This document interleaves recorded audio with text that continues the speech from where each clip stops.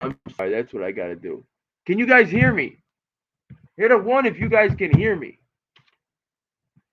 No, you cannot hear me. Makes me think you can hear me. I know you can't see me. I'm not asking if you can see me. Can you hear me? There's my man, Brian. Brian, can you hear All me? right, brother, I'm here. Can you hear me? All right, hold on. Damn, dude. This should have been a lot easier than this. Oh, man, this should have been a lot easier than this. I don't know why this is not going. Can you hear me? Can you hear me, Brian? Can you hear me? Hello. Audio. Audio. Okay, guys, we were waiting for everybody. I didn't even realize I was live. Thanks for being here. Hey, can you hear me, Brian? That's crazy. Brian, can you not hear me? I am a noob when it comes to tech, so you'll have to forgive me. Brian, can you hear let's me? see, Boston Metal. I'll just call out some of you guys' stratas here. Wow, mass None of you accountability. guys I can hear appreciate me. you guys being in here. There's 176 people in here right now. Let me the put emails other are going people in out, here. so we're kind of getting a late start. I apologize. Yeah, it was my fault. But we will get this thing going. What I would like to do is, if you guys want to, I'm going to drop a link in the chat room. If you want to send me a question or a comment, Damn it. what I'd like you to do is, if you want to ask a question of James Freeman or Disorderly Product or Lackluster, specify who you want the question to go to. And there's the link right there. It's on my community page. Real James Freeman, and then I'll try to field those questions. I'm going to try to keep up with about 3 screens here. While I am going to host this, or at least attempt to host it, I'm not doing the back end stuff, so I don't really have control over that stuff. I'll do the best that I can for you guys, though, because I want this to be something that's valuable for us. You know, when this thing becomes a video, I want there to be a takeaway where we can put some action into our lives and make our world a better place. Because in the bottom line for me, in the final analysis, that's what this is all about. At gmail.com. At Gmail. DPN's trying. Okay, can you guys hear me? Let me see. Let me test it. Real oh, shoot. You guys can't hear me. Fucking A, dude. This is ridiculous, dude. Hold on. I can't hear Disorderly. You're saying you can hear Disorderly? Who can hear? Can somebody hear me? I can't hear Disorderly. Can you guys hear me? Put a 1 in the room if you can hear me. Can hear Brian. Okay. Yes, Brian. Okay. Thanks. Can you guys hear me? I'm not too overbearing. NC Tyrant Hunter. What's up, man? Sean, Courtney, Barbara, Will Stevens, Singe Man, Jeffrey Swinton, John. What's up, John Eagle? Boston Metal. Back to Shamil's here. That's why. Hey, back Shamil. I heard you lost your job, man. We need to hook up. Find out what we can do for you and your family. I cannot hear if Disorderly Product News is talking. I can't hear him. Yeah, I can't. I don't know why that is, but I got more people coming in for you, buddy. All right, Disorderly Product News' microphone is muted, so that's probably why I can't hear him. We can hear both of you, says Will Stevens. Shoot, but I can't. But you can't hear me. You can't, but Brian can't hear me. Okay, I just sent it out to James Freeman. Let him know that. Let Brian know that James Freeman's coming. I'm sending in reinforcements. Let him know I'm sending in reinforcements. Microphone good. Stereo audio. Echo cancellation. Let me get everybody in here now. Let me get Johnny in. I'm probably talking over Disorderly Product right now. No, I can hear you. Let me refresh my screen. Let's see. I can hear you, Brian.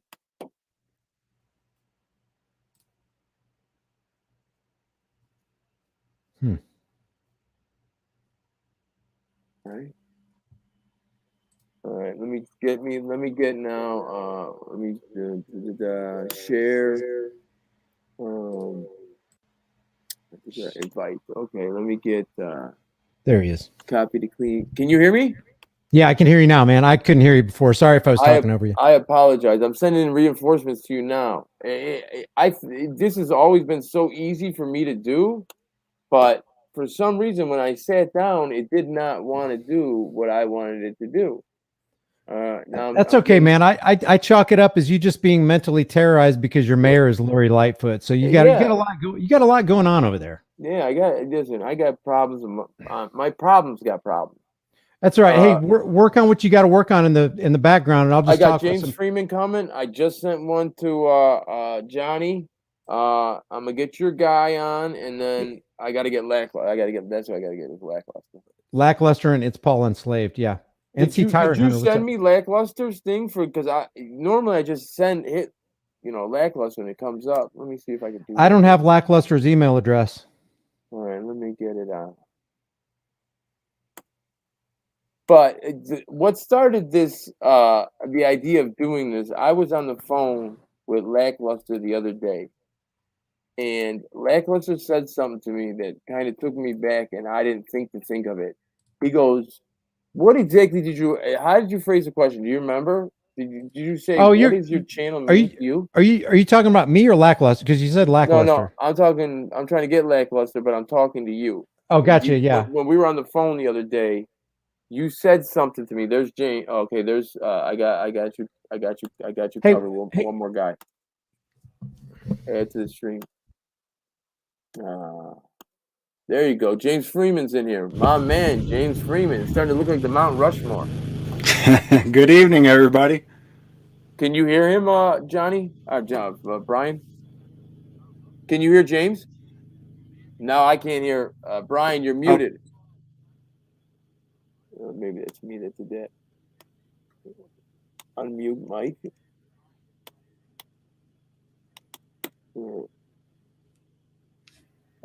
Can't unmute your guests. Their mic isn't connected. You got to connect your mic, Brian. There's James. Now I sent one to Lackluster should be coming. I sent one to Johnny, and then we got one more gentleman that I have to send it to. All right, can you hear me now? Yeah. Okay. How you been doing, James? Been doing good. Yeah, I've never really gotten a chance to talk to you. I think we've been on like one panel together. I've watched your work from afar, and I appreciate it. I really like Bao. I know you and Bao are really close, and you guys have this dichotomy or this synergy that just works. You know what I'm saying? Like you play like the straight guy, and he's just the wild. We got a handsome redheaded devil coming in. This guy can put out a video of himself tying his shoes and it'll go viral. We all could be Lackluster. Okay, so we're waiting for Johnny and the other one. But James, are you close still with Bao? Do you still go auditing with him a lot, or are you kind of in a different state? I don't know where Bao's at. He kind of travels quite a bit. He's somewhat of a nomad. I haven't been going out at all for like the last month. So no, we all getting those. I getting that too. So basically, what the idea? Wait, disorderly. Did you get one out to Paul Enslaved? I'm doing it right now, buddy. Okay, when you hit send, let me know, and I'll just text him and let him know it's there. Okay. What's up, Lackluster? How you doing, Brian? Good, man. You guys all know each other? Is there anybody that doesn't know each other? I've never personally talked to Lackluster. This is going to be a great night. Yeah. Oh, yeah. You don't count your chickens before they're hatched. Hey, what's up, James? How you doing? Boring. Good. How you doing, Brian? Good. Better than I deserve. That's for sure. Oh, we got the voice double of James Freeman, Johnny 5-0. You got to look at the title to know whose video you're watching. Dang, the legends. What's the up? Legends are here. What's up, everybody? Yeah. I stole James's beard. Yeah. I shaved it off and sent it to Lackluster. He does look different without the beard, and James can grow a hell of a beard. Not everybody can do that, dude. You should see his bush. I mean, weed whacker. Is that the direction this video's taking? Oh, I see. He's not the already with you every night. Okay, so let me real quick. I'm gonna email this guy, and I'll let you guys each answer starting from the top. I was on the phone with Brian from High Impact Vlogs the other day, and I was basically saying I really got in touch with him because I want to see what I could do to help him. Because Brian's a super nice guy. If you anybody out there that's never met Brian, he is peace and love, and he's just very, very into the community. And he's gotten screwed over. You know, he had 2 channels, upwards of 1 million subscribers, and it got taken away from him. So I wanted to see what I can do to help him. And he asked me a question. He said, "What does your channel mean to you, or why do you do it?" Well, how exactly did you answer it, Brian? Well, I mean, like, it's just the question I ask myself pretty much every day when I wake up is, you know, why am I doing what I'm doing? Why am I producing content? What's my aim? What do I hope to accomplish? And that's kind of the question I asked you. Yeah. And let's start from the bottom. Let's start with Johnny. If you were asked that question, what would your response be, Johnny? Why do you do what you do? What's Johnny 5-0 at its core? Well, I think you guys hear me? Yeah. Yes, perfect. I can. I think it's just, I think that all of us here have influenced dozens, if not hundreds, of other people and given other people the confidence and a little bit of legal knowledge to go out there and film the police. And that in and of itself is worth the price of having a channel. Just the people that are in our wake. I've had my channel for a little over 4 years, and the people that are in our wake, everybody here has a powerhouse channel. Everybody that's in our wake has been no, not everybody, but everybody. A lot of people have been inspired and maybe outraged, whatever. And yeah, what a great way to just get up and pick up a camera, because let's face it, it's, you know, it's the easiest way to create some change without, you know, it's just a simple act, and it's something that you've got on you at all times. So I don't know. So you would say impressing others and passing on what you feel to be right to other people. Yeah, I mean, there's some injustices that you know, I mean, I can only speak for myself that I've witnessed that I think need to be highlighted more, because you're not going to see them on any local news for the most part, unless it's a George Floyd case. Yeah. You know, and even then it gets twisted and misconstrued and politicized and so forth. So yeah, I got you. Give me this one too. Yeah. Yeah. And you know what? You could tell it's happening because you hear, "Can I talk to your supervisor?" And from people that are in a trailer park or just on the outliers of regular society, and you kind of feel like they wouldn't have said that before. They got that from somewhere. You know, I see that. What about you, Lackluster? What is Lackluster at its core, at its heart? Why do you feel like you do it? What wakes you up every morning and has you doing that 9 hours of editing, 10 hours of editing? Hey, Disorderly Product, can I interrupt real quick? Well, yeah, is his email the conscience one? Yes. Okay, I got you. Go ahead. Okay. I'm sorry, Lackluster. No worries, Brian. Was that all? All you needed? Yeah, floor is yours, man. I just wanted to make sure that Paul Enslaved got his link. Go ahead. All right, good. Yeah, I'd like to get him in here too. Well, I was a hardcore bootlicker. I spent a lot of time in the military. I worked for Los Angeles City Fire Department as a dual function firefighter paramedic, and I licked the boot because I was the boot, and I was like brought up to believe that was the only way, and anybody that went against it was evil. And then I got out of all of that, and I found myself watching this community, and it's such an honor to be on this fucking panel tonight. I started watching James Freeman, Johnny 5-0. Brian was one of the first I ever watched, like with some of his old talking about going to the anti-gun rallies and stuff. And it started shifting my brain a little bit, and I started getting into like, okay, what if government's not the way? What if it really is this evil entity, and all it does is take from people and not produce anything? and my mind shifted, and I had this big cataclysmic like mind fuck, and then I had my own experience happen to me with CSPD, and I think that was like the final thread that needed to be pulled to let the whole sweater unravel. It was like, oh, okay, it can fucking happen to anybody. And well, explain that, Lackluster, because I don't know that the average viewer, I think they all know the video, but I don't think they know that that's you in the video. Oh, well, I guess you'd have to find it. Well, it's like basically a SWAT team comes to your neighbor's house. Yeah, well, I called them. Yeah, I called them. And because my neighbor said he had a gun and he was going to kill himself, and I was like, oh shit, I'm not going over there. Fuck that. And so I called CSPD, Colorado Springs, and they showed up, swatted up, and I was letting him like in my property, like, yeah, go use my backyard, and he usually smokes cigarettes back there, and giving him all this information and stuff, and then they geared up like they were going to go kill him.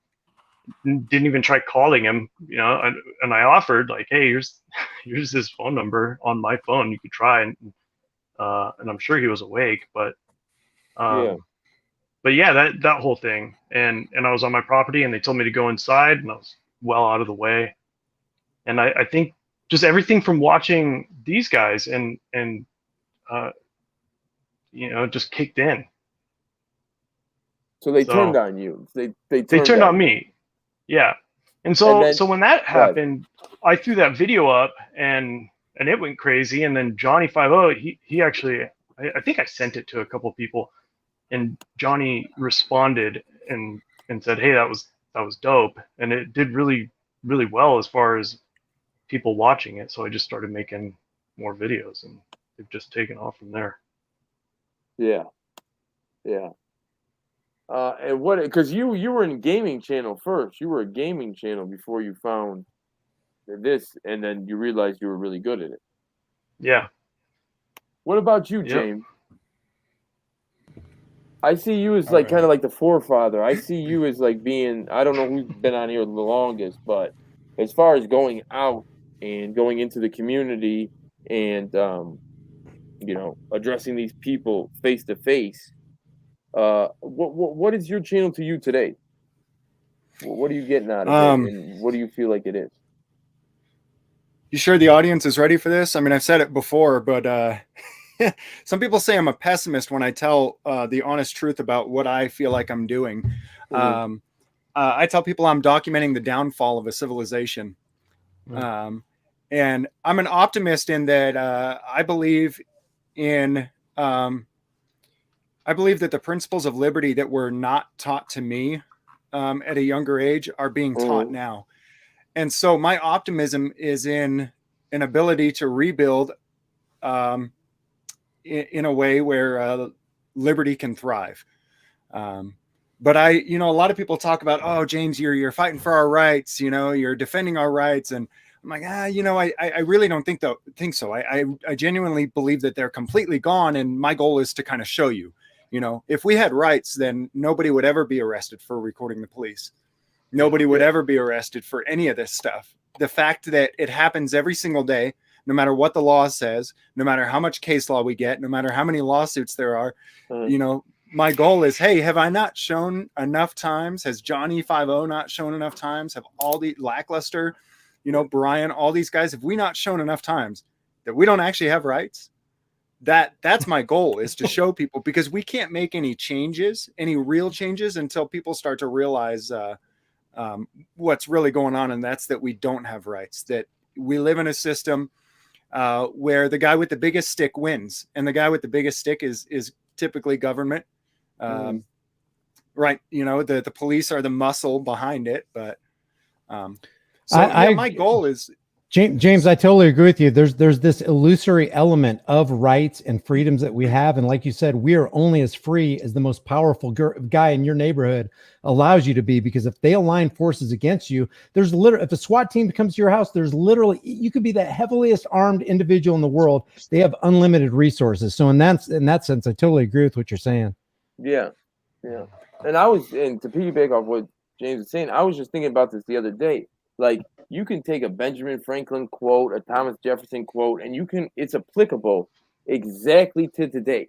And who are we to say the Ming Dynasty, the Greeks, the Romans, none of these civilizations survive? And do we seem like we're going down the right path? I mean, they're telling us what to do.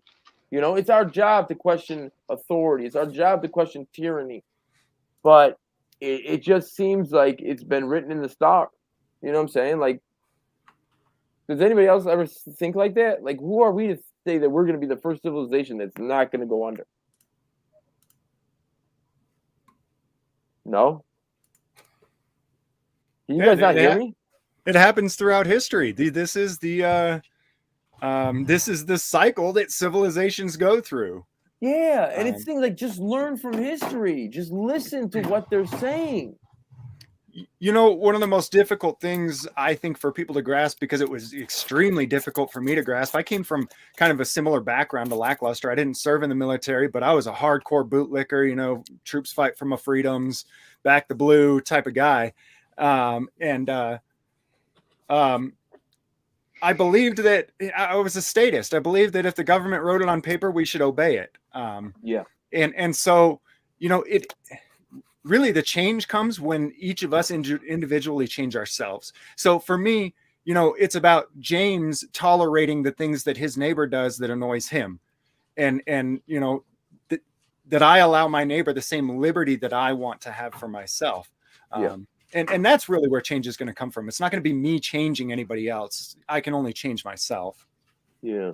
It just seems so scary to me that they're giving us the instructions, the times change, but the things that happen don't, and history repeats itself.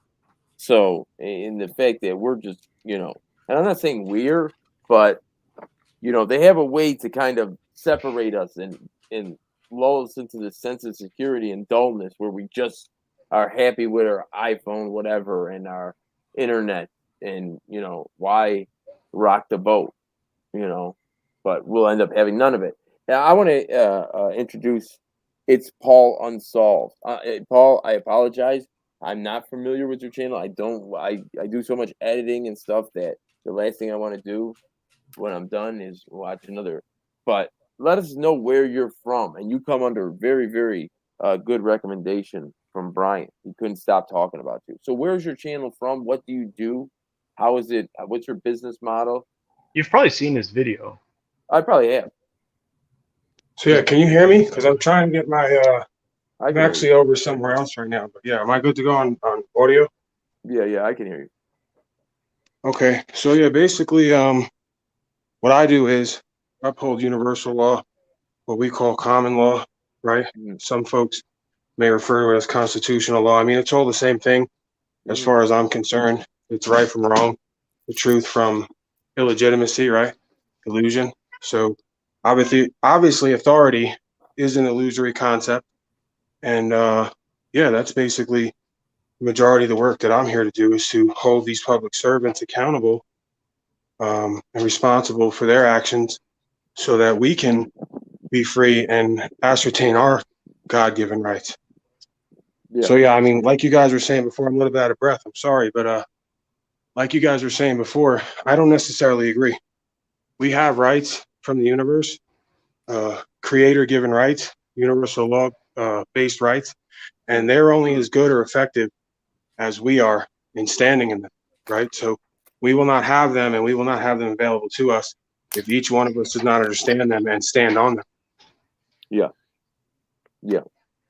So yeah, I mean, is that the same thing like inalienable rights, or they hate when I say regardless of where you're born, you're looked at as always having the right to freedom, property. What is it?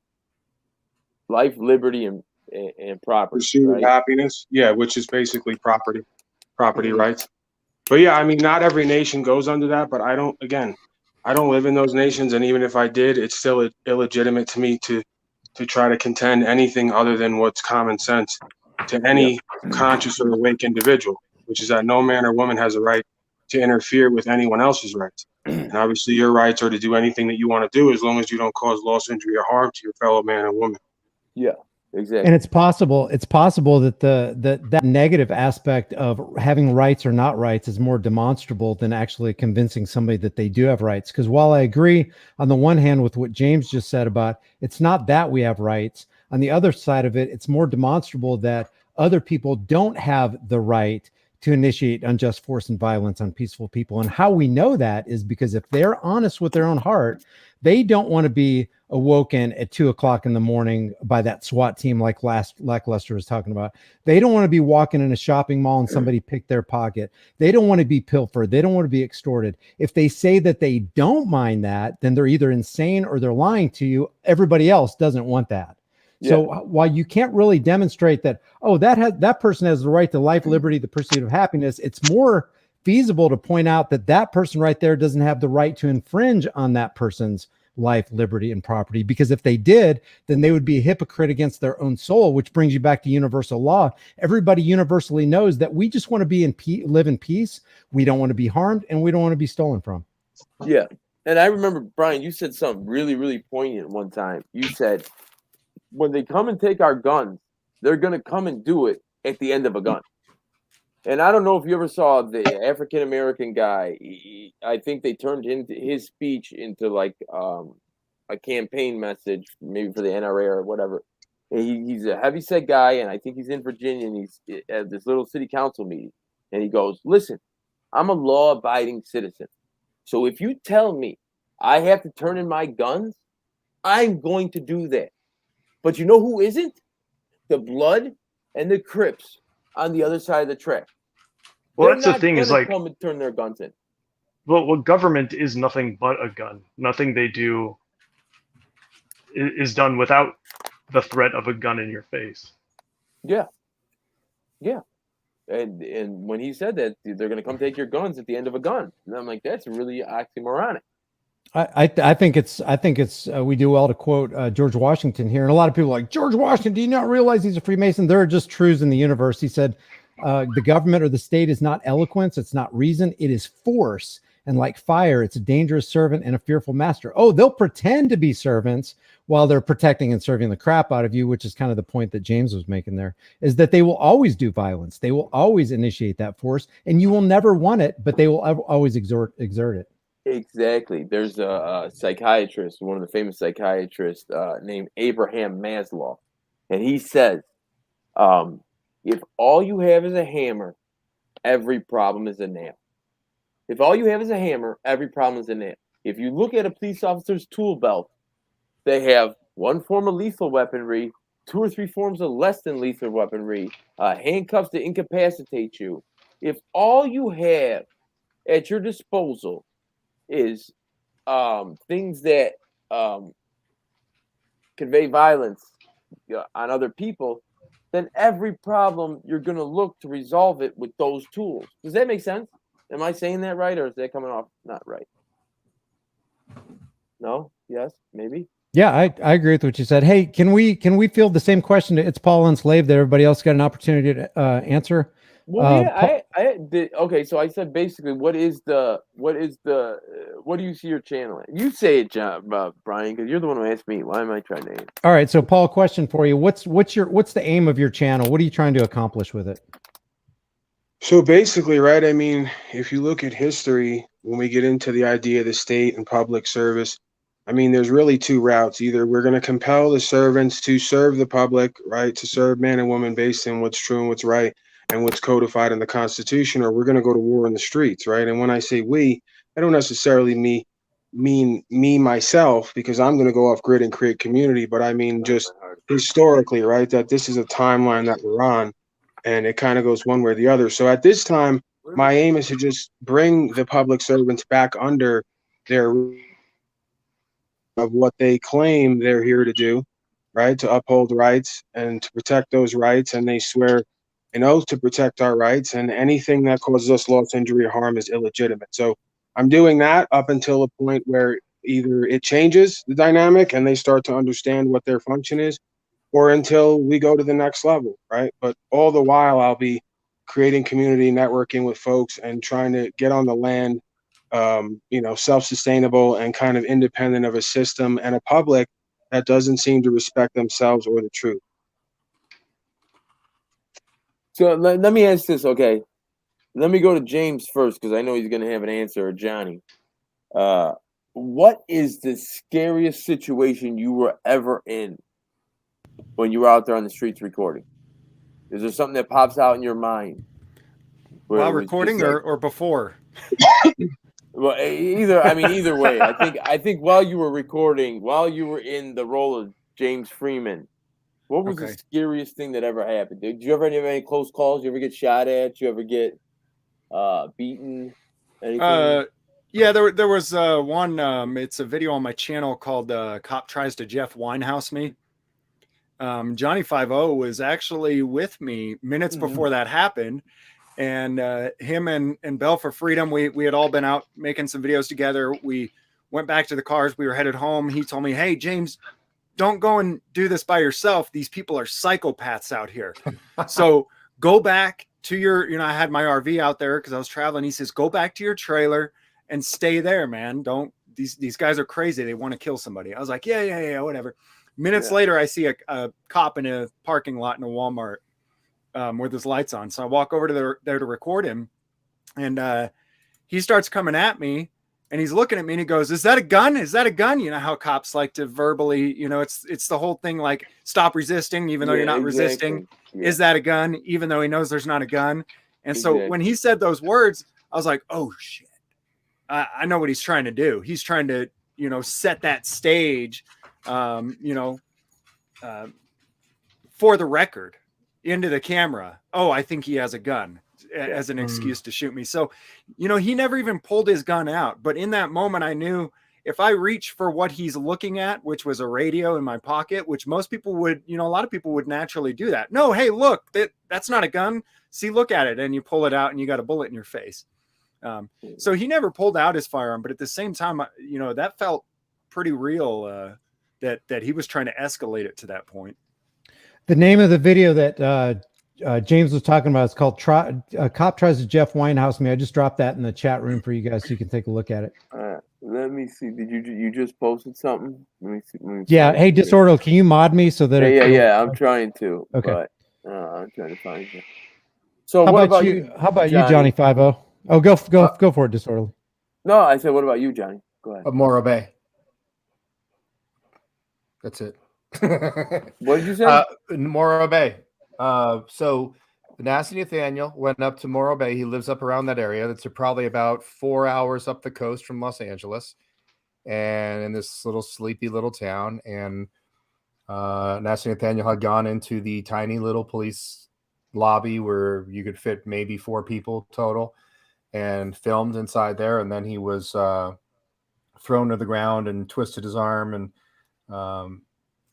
they detained him, and they put him in the back of a squad car for 20 minutes or whatever. So we went up, the two of us, a couple of days later, and there were already, yes, James did get catfished that day by the police.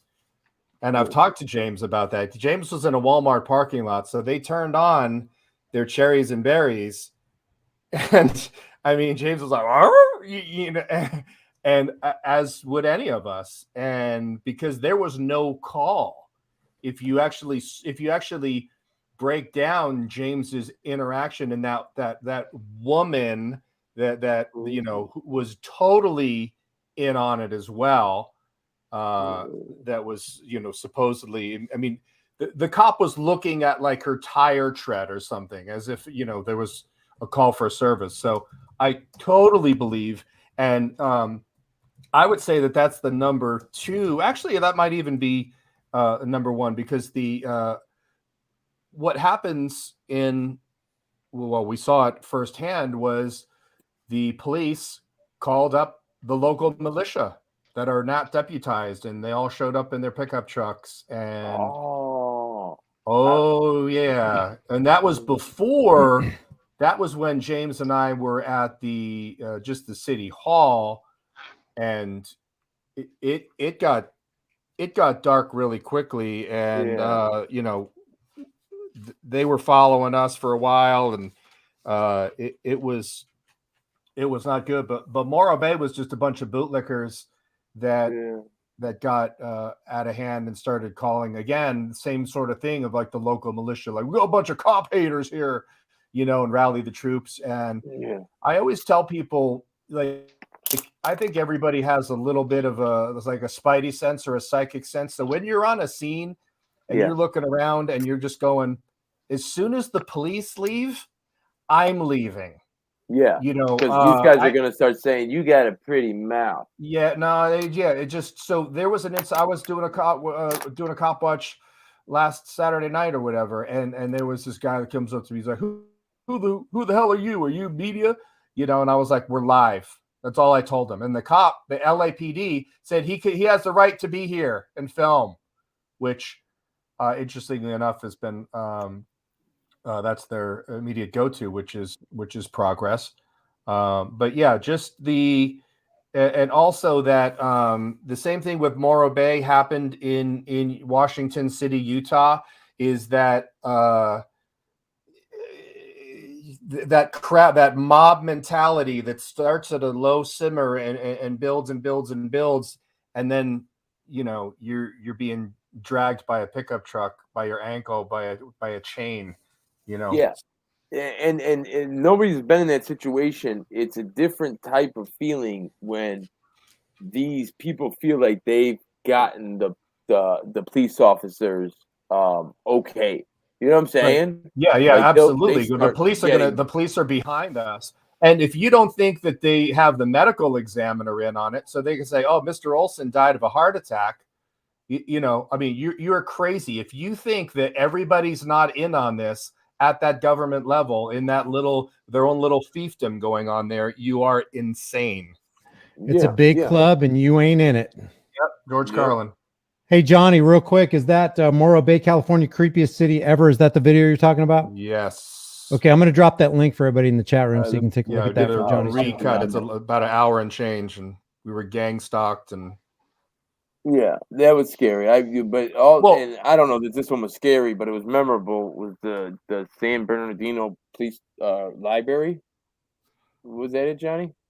Santa Barbara. That's where I got arrested. Santa Barbara. I got body slammed. Crime of the century, filming inside a public library. Yeah. Well, the one good thing about that is I don't think he makes bread anymore. If he does, he really stuck it out because he was getting calls all over the place. And what I'm speaking of is the guy, and I shouldn't say because it's ongoing litigation. Anyways, what about you, Lackluster? What situations? I don't have any street stories.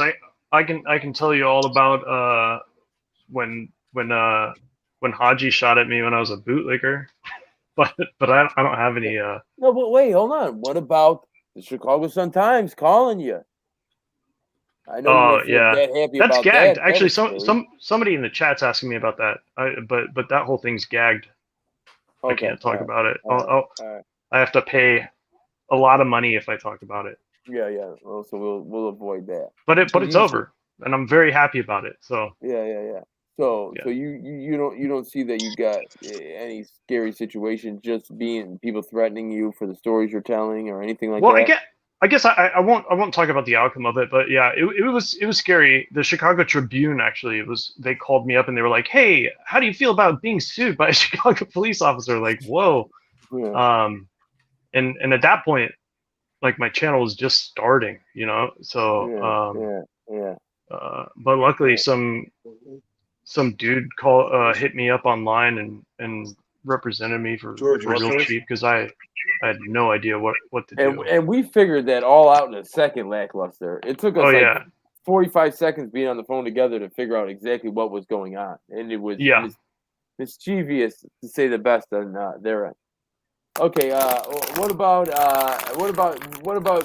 you, High Impact Vlogs? Any scary situations for saying the wrong thing? Because you take on a lot of national politics. You take on a lot of world politics that I don't think the rest of us do as much.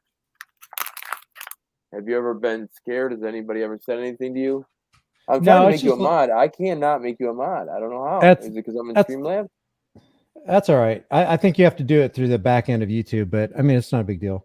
I can only tell you that one of the first things that really opened my eyes, because what started me on this, I have to give credit to Ron Paul, because one of the things that really started me on the road to actually G. Edward Griffin. I read a book called The Creature from Jekyll Island. If you've never read that book, it's a real eye opener on who actually controls the world system. And I'm sure Rothschild said, "Give me control over a nation's money, and I care not who makes its laws." So if you have an oligarchy of an elite few who control the purse strings of the value of every dollar that you earn, you're talking about some significant power that is very difficult to overcome unless you can get a whole bunch of people aligned. But I got on board with this whole thing, just doing videos for Ron Paul. I was just into liberty. I was under the delusion that this is the land of the free, home of the brave, and gosh, doggone it, we need to make sure that we secure our liberty. So I was super naive. And in a sense, I have a lot of that naivety still in me, because I try to believe the best in people and I'm constantly let down. And I want to go up to a law enforcer and get them in their minds out of their uniform, step aside from their authoritarianism, and take an honest look at all of us as human beings. And then, maybe grab the smelling salts of reality. But what really drove it home for me was an incident where me and my family, I had my girls, I have three girls, and two of them were armed. And I was armed, because we always walk around armed. And we were in Missouri. It was a constitutional carry state. We stopped for lunch. We just happened to pull into a Walmart. We were going to the deli. My daughters went to the Subway. I went right to go to the deli. Unbeknownst to me, somebody had called the cops on my daughters who had firearms. They're totally unassuming, cute little girls with guns that look like they mean no harm. So by the time I go to the deli and get my chicken nuggets or whatever they were, and was already confronted by the manager of Walmart saying, "Hey, it's not illegal to have firearms in here, but just to let you know, you're really freaking people out. Could you just kind of, leave?" And I was like, "Well, I'm going to buy my chicken McNuggets and I'll go. I don't want to freak anybody out." So as I check out and I go past the Subway, I see this whole SWAT team, AR-15 in hand. This one guy's looking all wild-eyed. I hit the record. That's the first time I ever recorded. That was my first and Second Amendment audit. Well, they had their guns drawn on my daughters, and their friends were armed. They had some girlfriends that were armed. And I'm like, what the frick is going on here? And I had a little bit of knowledge. I can't remember whose video it was. Maybe it was James Freeman's video, somebody's video about, am I being detained or am I free to go? I knew a couple little, quips to ask the guy. It's like, okay, if you're detaining me, what crime have I committed? And this cop was being super ugly. I ended up giving this guy my ID. But at that moment that I handed this guy my ID, I was thinking, we're not free. This is all illusory.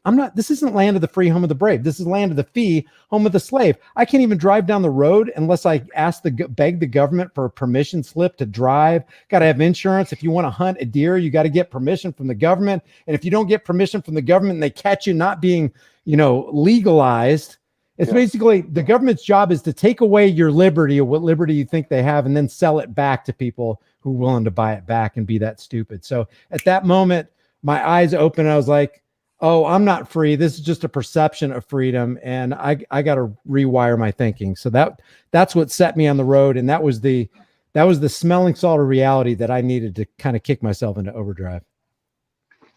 Yeah. What about you, Paul, Unsolved? Was there a particular moment you could point to in which it was extremely scary, where you were nervous? I mean, I've definitely had a bunch of different encounters.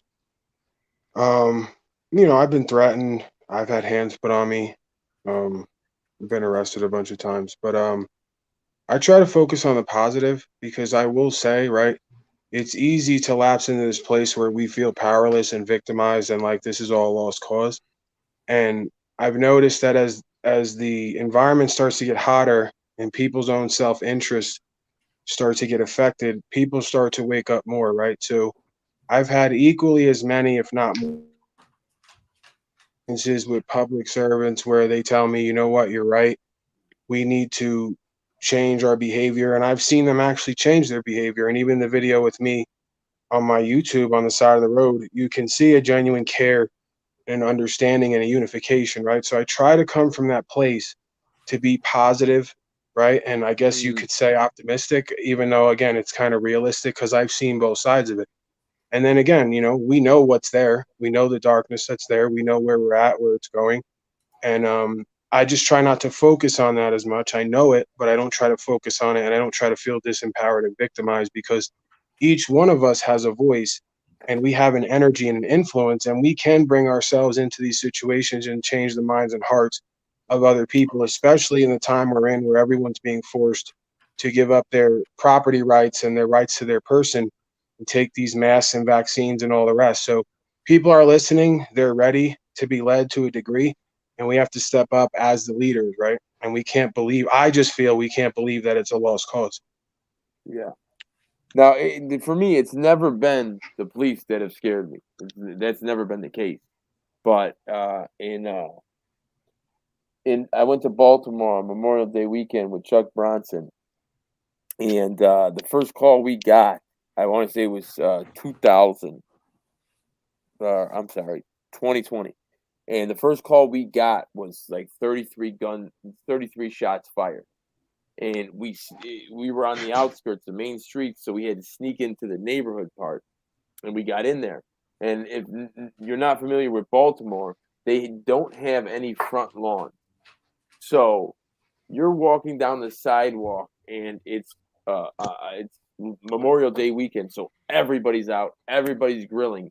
And the people, while you're walking down the sidewalk, the people are on the stairs. And if they're on like the first stair, they're right in your ear. If they're on the second stair, they're a little bit above your head. And I look down and I see two sheets in the street. And I'm like, oh, no. Because that's the worst situation you could be in. That and a domestic. Because now you look like you're profiting off somebody else's pain.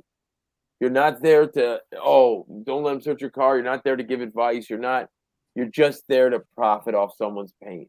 And we're the only white people there. So the chain starts going, get out of here, honky, blah, blah, blah. And I just looked around and I felt like I was in a Coliseum. And I did, we all know if you got a camera in your hand, the cops aren't helping you. And we really can't record any of this anyway. Are we going to record the dead bodies underneath the sheets? Like, this is a lose-lose. Like, we got to sneak back out of here. But we didn't. Chuck's like stuff like that. But yeah, that was definitely the scariest for me. And there's something about like being in Baltimore. If I was in Chicago, I would have felt a lot safer for whatever reason. It's not like all these people know I'm from Chicago, but it's just that innate quality that I'm from here and I've been around these places that I feel more comfortable. But Baltimore ain't nothing to play with. If they ask you what's the scariest city, and people just say Chicago or Detroit, and they downplay Baltimore. Baltimore is one scary place. If you ever seen The Wire, it's exactly what it's like. All right, let me ask you guys this: do you guys have with the subscribers, with the people that are watching this right now, would they be surprised to hear that you're really, really close with somebody in the community, but only like you talk to them behind closed doors, you don't ever really audit with them or go out with them? Is there somebody that you're really close to in the community that people would be surprised? Like, those guys they're nothing alike. Did you have like a very close friend? And who is you, like, who do you trust most in the community? Do you have friends in the community? If that's a valid question. I'm trying to think outside the box here. Okay, I'll go with mine first. Asd-docs. Asd-docs. People don't know it, but I talk to Asd-docs at least 2 or 3 times a week.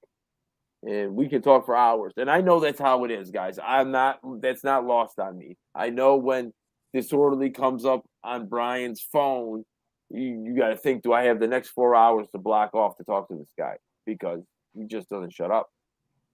Do you know the first thing you've ever said to me, Johnny, when we were on a phone call?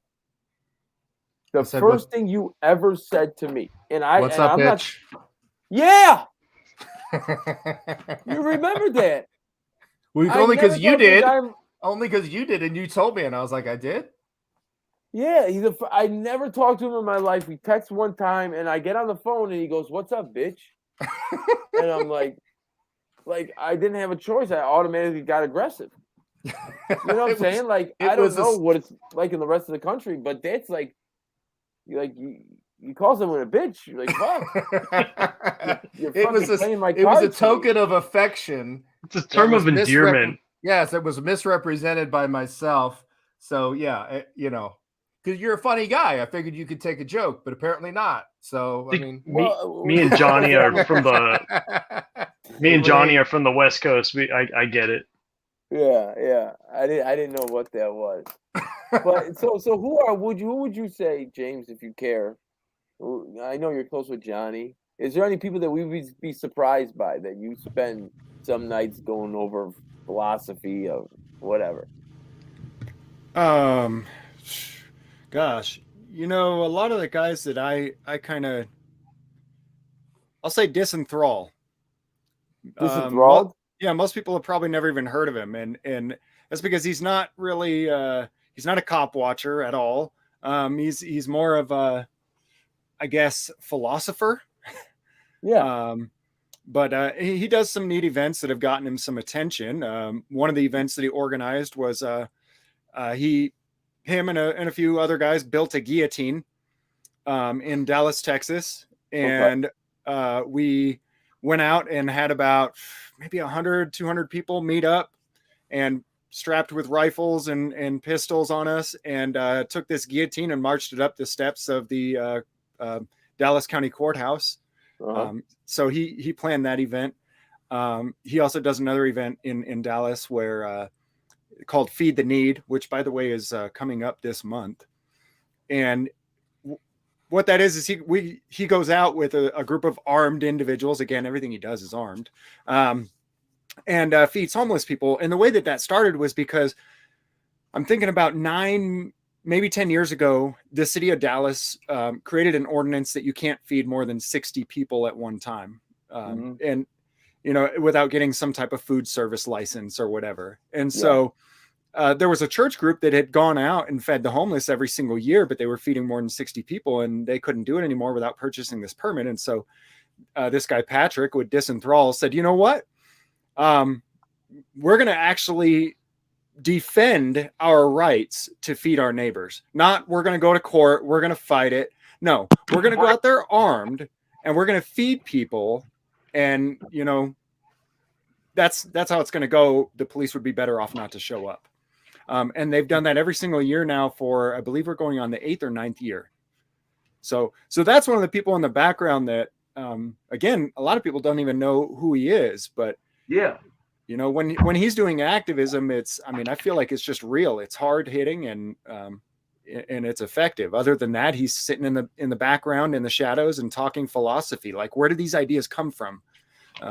These ideas of life, liberty, and property, you know, and does everybody in the world agree with it? Where can we get a common ground so that we can all start, you know, talking with one another and saying, okay, well, you know, I don't want my stuff stolen. Do you want your stuff stolen? No. Okay, well, you know, let's create a system where we don't steal each other's stuff. And, you know, as crazy as that sounds, we don't live in a system like that right now. So yeah, it's Patrick Smith, Disenthrall. That's a great answer. That was actually a really, really good answer, James. Hey, I got before your next one, Disorderly. Let me ask the room a real quick question. Who is your favorite auditor / police accountability videographer? And what do we call ourselves? Because I've talked to some people who are kind of offended at being an auditor or just don't like the auditor. Like, let me start with you, Johnny 50. What would you call yourself? A citizen journalist? What do you call yourself? Photographer. I've been a photographer since 1985. I'm a photographer. And how about you, Lackluster? I don't know. I guess I'm a fucking reporter. not just an average ordinary reporter, but a fucking reporter. but you are a reporter. Like a fucking reporter. A fucking reporter. It's an extra 6 months of schooling for that portion. Yeah. I like to call myself an investigative journalist, but when it seems like when you're trying to, you know, that's just a fancy name for fucking reporter. yeah. But yeah, exactly. I feel like it always goes back to auditor because I don't want to spend 20 minutes explaining it, and auditor is just the easiest way. So I kind of fuck myself by saying I don't want to be called an auditor, but I also don't want to spend 20 minutes explaining to you what I do. Yeah. You know? So I like to call myself James. James. Mm-hmm. James Yeah. Freeman. James, Yeah. whatever happened with the? Can you talk about the guy with Twitter that wanted you to pay for your own Twitter back? He disappeared. I don't know where he is. Excuse me. Oh, the TikTok Wasn't that guy? TikTok? That was TikTok. Yeah. My TikTok got banned today. That's fucking sweet. Whose TikTok got banned? Yours, Lackluster? Yeah. What was the reason for the ban? It didn't say. Or community guidelines, and then I sent in the appeal, and the second I hit submit, I received an email that said it was rejected. Like that fast. They wanted me gone. I got suspended because I don't know why. High Impact Vlogs was on my friends list. That'll do it. Might be it. Yeah, they killed your Discord, didn't they? Who Who are we talking to? You, Brian. They killed your Discord, didn't they? Oh yeah. I just got a termination within. I think it was 14 days. I got my Discord terminated, and then PayPal sent me a termination, going, "You can no longer do business with PayPal. If you have any PayPal links, you need to take them down right now." And took whatever the money that was in there, which for me was a substantial amount, and they're going to hold it hostage for 180 days. So there's that economic terrorism for you in the land of the free, home of the brave for you. Yeah. Well, you know what? They're doing that. I seen it on Jimmy Kimmel. They're cracking down on a lot of things, but especially what they consider medical misinformation. And I think you know, which should tell you everything you need. Go ahead. I was just saying, which should tell you everything you need to know. There's people who have asked me to make videos about that type of stuff on my channel. And I've told them, look, I understand it's the #1 most important story in the entire world right now, but I cannot talk about it. And that should tell you everything you need to know about it. Yeah, exactly. Yep. Exactly. I always say the bird flu. They're like, it's not the bird flu. I know it's not the bird. Do you really think it's the bird flu? 2009 called. But you just can't say those words. There's certain words you just cannot say. You know, how do you guys get around that, or do you just say it, or do you just stay away from it altogether? Like I stay away from it. I've stayed away from it. Yeah, me too. Yeah, that's why I started my Here's the Deal channel, because I'm going to devote it exclusively to just doing what you guys do, and then I'll just have an outlet on BitChute and Odyssey, and if it gets a little too hot, I'll stay away from YouTube. Otherwise, I'll just report on current events if I have some time left over. My passion is to basically do what you guys do, and I just want everybody to know, you know, on this panel, and I want to say something too. And it's important to say this. There are a lot of good people. Everybody that I know on this panel is good. And there are a lot of good people in the auditing community that are not here. And there's no way I could possibly list them all, but we need to say that because, you know, like, I don't even want to start naming names because I know I'm going to fall way short. There's just a bunch of people out there with a bunch of different gifts. We don't all have the same angle. We don't all have the same attitudes. And that's what I like about individualism is that everybody's got their different style when they do their YouTube channel. And I learned just a little bit from everybody else. And if knowledge is power, you can gain a whole lot of power by watching the guys you see on your screen. And I just watched in the chat room, you know, a lot of people were naming other auditing channels, which I think are great too. If you just learn and you submit yourself and basically humble yourself and sit at the feet of people, because there are other people in this world, believe it or not, that know way more than you do. None of us is greater than all of us. We don't have all knowledge. And if we can just, you approach things like that, I think we can make life a little bit better. Hey, I got a question. I got a question for Paul Unslaved real quick. Paul did a video, one of his most popular videos, and I'll post the link in the chat room. But Paul, you did a video where a cop pulled you over. You ended up driving away or traveling away, however you want to put it, without producing a license, what do you attribute your success? For me. The service is a little. Oh, okay. Am I cutting out for anybody else? No, I got you 100%. Paul, Yeah, what do you attribute your success and actually getting away from the man in that one position? What do you attribute your success to on that stop? And I'll put the link in the chat room. I would say a lot of it was a human element. You know, I mean, when you're secure in what you know to be true and you live by that understanding, and there's a common level of conscience in all human beings, whether they ignore that or not, right? Ignorance is another discussion, but I think in that, it's a common bond and understanding based in conscience. And I think that it carried over into the results, right? And knowledge of the law, quote unquote, right? I mean, at one point, I always like to reference it in that video. The officer or the man acting as an officer, he says, will you give me your legal name, which the government gave you, which is not your name, but is also your name, right? He reveals to us that he's aware that there's a duality there, that there's two names and two systems. So, you know, he knew his stuff and he could see that I knew my stuff. And I think also he really didn't want to go to court, right? I mean, a lot of these guys, they know their stuff and they think you know your stuff and you're not being a dick. They don't really want to go to court with you and lose. Because, I mean, a lot of times, man, a lot of people reach out to me. They get out of this stuff. They wind up getting it dismissed, getting it thrown out. They wind up basically winning because these are established laws. I mean, we are slipping into tyranny, but there is an established law and a common law system here. And if we do uphold it, you know, in mass or in a certain level of preponderance, we will have results, I believe. You know, and that experience right there, even if it's just one experience, is proof positive of that. Yeah. You know what I thought was crazy the other day? To go off subject.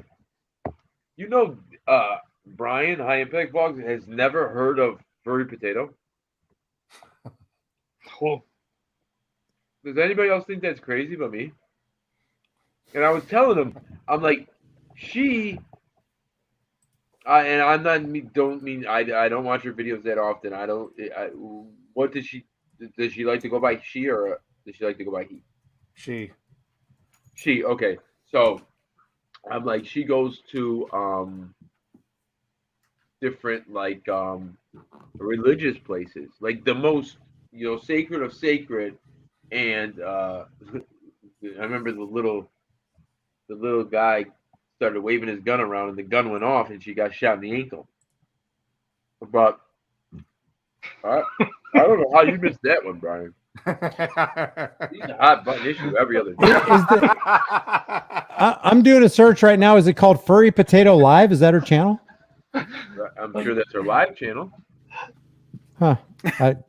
But just put Furry Potato. It's like a little hamster with butter on it. That's what her. Can somebody cut that as a sound clip? I want that to be my ringtone. That's what her thing looks like. It's like a little gerbil on its back with a slab of butter on its stomach. Huh. Well, you found that. You found Furry Potato. Somebody drop it, because all I can find is Furry Potato Live. I don't see Furry Potato, but it does have. In for it, dude. I'm jealous of you because you're in for a whole lot of content. Okay, great. That is like no other. And could somebody please, here's the deal. Could they drop Brian's new channel? What's the name of your new channel, Brian? And explain it a little bit, because that's a lot of why I want to do this too. Is because you've helped me out so much when I was coming up, and you got screwed over, and now you're starting over from the beginning. So I think it's only right that I help you and we help you. So tell us about where people could find you now. All right, it's High Impact Vlogs and Flicks anymore, right? Yeah, well, I have High Impact Flicks, the main channel. High Impact Vlogs is gone; it was terminated. High Impact TV is gone, and another channel is gone. But I just called it "Here's the Deal" because that's pretty much. I mean, oftentimes when you see an authoritarian power tripper and he's about to get drunk on his own power, one of the things that they say is, all right, here's the deal. Like, I'm going to lay down the law. I'm the master. You're the slave. I call myself a public servant. So that's the you know, the impetus for creating Here's the Deal. And like I said before, I intend on making it completely a First Amendment auditing, Second Amendment auditing, just going out, interviewing people, finding out what they're thinking. But my intent, my aim, and you can call me naive if you want to, but my aim is to try to make the world a better place. Yeah. That's what I want to do. The one time you did go out auditing at the Washington Monument, you did a good job. Oh, that's right. Yeah, those guys are, wow. That's you can feel the tyranny in Washington District of Criminals, man. It's horrible. Anybody in the comment section, do they have any comments for these gentlemen, the Mount Rushmore of I hate it. I don't know what else to say. Auditing, journalists, photography. Come up with a stop the auditing thing, because to me it's like anybody with a camera, whatever they do, they ascribe that to James Madison, Lackluster, Johnny 5-0, whoever. They ascribe whatever personality traits, whatever terrible things these people do, because some of them do very terrible things, in my opinion, and they ascribe it to all of us. And there's some people in the quote-unquote auditing community that I could never be friends with. I have nothing in common with. I don't like the way they behave. And there's people on the other side that I have some common bonds with. You know what I'm saying? You know, that's why I go by James Freeman instead of auditor, photographer, you know, whatever it is, because, you know, besides the fact that there's people that you wouldn't want to associate yourself with that claim to be, quote, auditors, I get that there's a lot of people who don't want to be associated with me, who believe that, you know, my principles of the non-aggression believing in the non-aggression principle is not their thing. And so, you know, I think that this is for a lot of people about individualism, and, you know, each of us genuinely have our own goals in mind that, you know, some align and some do not, which is why I like to stick with, hey, what do you call yourself? James. But I mean, your non-aggression thing compared to like people that are just going out there and putting their finger an inch away from someone's face and saying, but I'm not touching you, but I'm not touching you, but I'm not touching you. You know what I'm saying? Like, you can at least respect that you've thought it out and this is what you believe. And then you got these other people who are just doing it for clicks and views, and they're a copy of a copy of a copy of a copy. You know, they've watched other people and they think this is what they're supposed to do. And it's really just for the tube. You know? And there's room for everybody. You know what I mean? And I don't subscribe or watch those channels. You know? Yeah, I mean, no. Well, we know. I don't necessarily think that's a bad thing. I think a lot of people parrot a lot of things that they hear and like don't investigate it for themselves. But that's a good entry level, you know, to like get someplace. I'm sure we've all done it at one point or another, and that's how we got to where we are or where we're going. But yeah, well, the guys have been doing it for 5-6 years, and it's just, I don't know. Yeah, I get it. You don't have to watch it, and we know damn well High Impact Vlogs is not watching Furry Potato. I can't believe you even brought that shit up. I can't believe that you never heard of Furry Potato. Like, you hear that name one time, you're like, what does that mean? And then you see the little gerbil with the fucking, and you can't get it out of your head. Or your ass. You won't let it leave our head there. And the funny, I never watch it. Does anybody got any questions? Hit me with some questions. Nothing's out of bounds. Well, it depends on the person you're asking. I can't say it for myself. But yeah, I just wanted to. And how long do you think this goes on for? Does anybody have an idea of, like, are we just going until the ship doesn't sail anymore, or do people actually have an idea of when I got a 5-year plan and I'm gone? Well, I guess I would counter that question with another question. Like, do you think that this is salvageable and that the government would actually give anything back? Yeah, I just feel like the trajectory and the stuff that's going on in the background that you guys know about and that we're not going to discuss, we're just not going in the right direction. And I don't know. I know James has built his own little, like, you know, house because I'd seen him with his. He was talking about his installation the other day, and other people had told me that. And I know Lackluster has done some things, but I'm just no, we haven't. What are you talking about? Dude, don't you have like a little cabin with like No, I'm homeless and I own no property. No, I'm not saying that. I'm saying don't you have like a cabin that you built yourself that you go away to? Yeah. Okay, I'm there right now. Disorderly, get on the train, man. He's homeless. He owns no property and is a fucking journalist. And I live in my mom's basement. I'm not fucking planning for the future. I can't even get my fucking camera to work. He's not a journalist. He's James. That's right. That's right. Sorry, I liked your question because I've actually heard cops ask that question before too, and really in an incident, the Leon Valley case actually. And there's something else, those guys. Right, but Sloppy Joe was asking people, what's your end game? What's your end game? And as far as I can see, there's no end game because the price of liberty, the price of liberty is eternal vigilance. Okay. And so the minute that you let your guard down and allow government to start doing things without you constantly breathing down their neck instead of the other way around, with them constantly breathing down our neck, we're going to lose liberty. And like Lackluster said, you don't regain liberty once it's lost. That's just, it hasn't. I don't think I've really ever seen it happen before. Yeah. Not without catastrophe first. Yeah, it's kind of like taxes. They don't tax you and then all of a sudden take the tax away.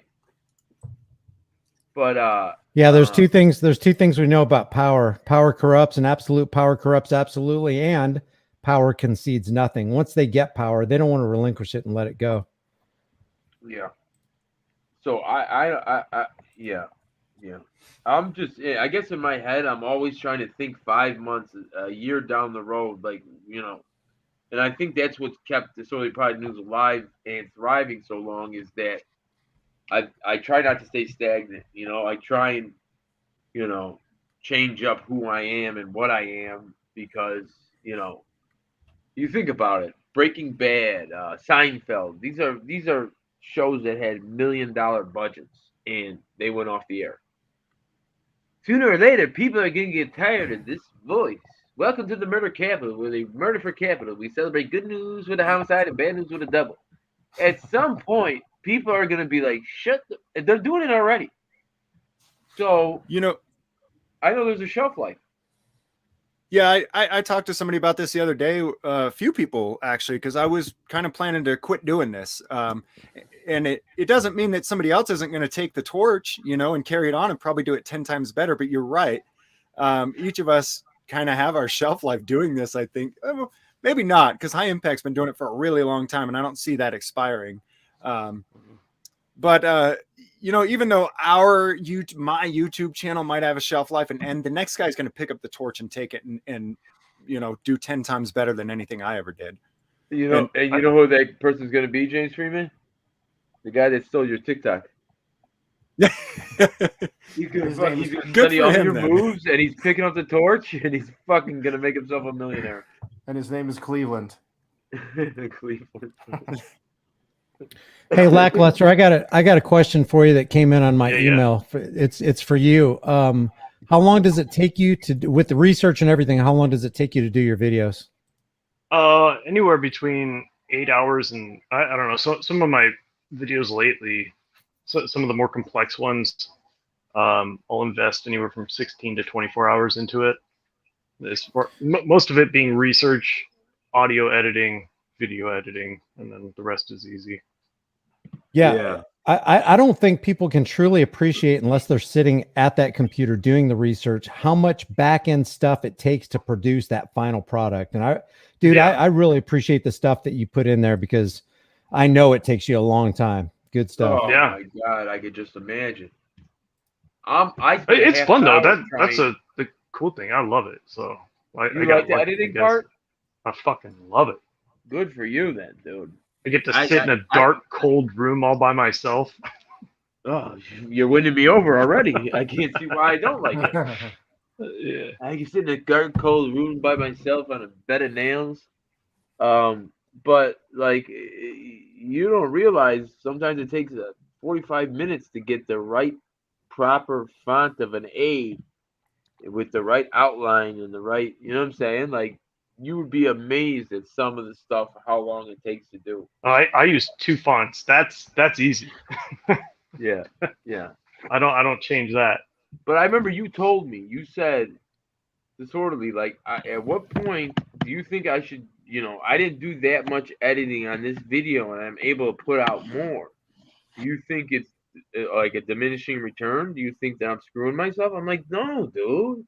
Like, these people, subscribers don't know. It looks the same. Well, you know what I'm saying? I actually, yeah, I there was a point where I was like, oh wow, this is like pretty lucrative. I can just pump out videos and make a ton of money. And then I did that for a short period of time, and then kind of felt shitty, and it became like everybody's worked that job where you just do the one repetitive motion all day, every day, and it's the same fucking thing over and over again. And it started feeling like that. So once I started putting like more feeling into it, I guess. Yeah. It got its luster back. Yeah, but here's the thing with your videos, especially that Karen Garner one, man, is that it really puts the bootlickers on the spot and it actually affects real world change. I love that, man. Yeah. The world has that to was see. lucky. I didn't have to do a whole lot for that one because the lawyer hit me up and she gave me everything, and she brought up the Axon audit logs. I didn't even know that was a thing until then. And I don't think a lot of people knew that you could actually request an Axon audit log to see when the cops looked at their body cam footage and what that they was did awesome. With it. That's insane.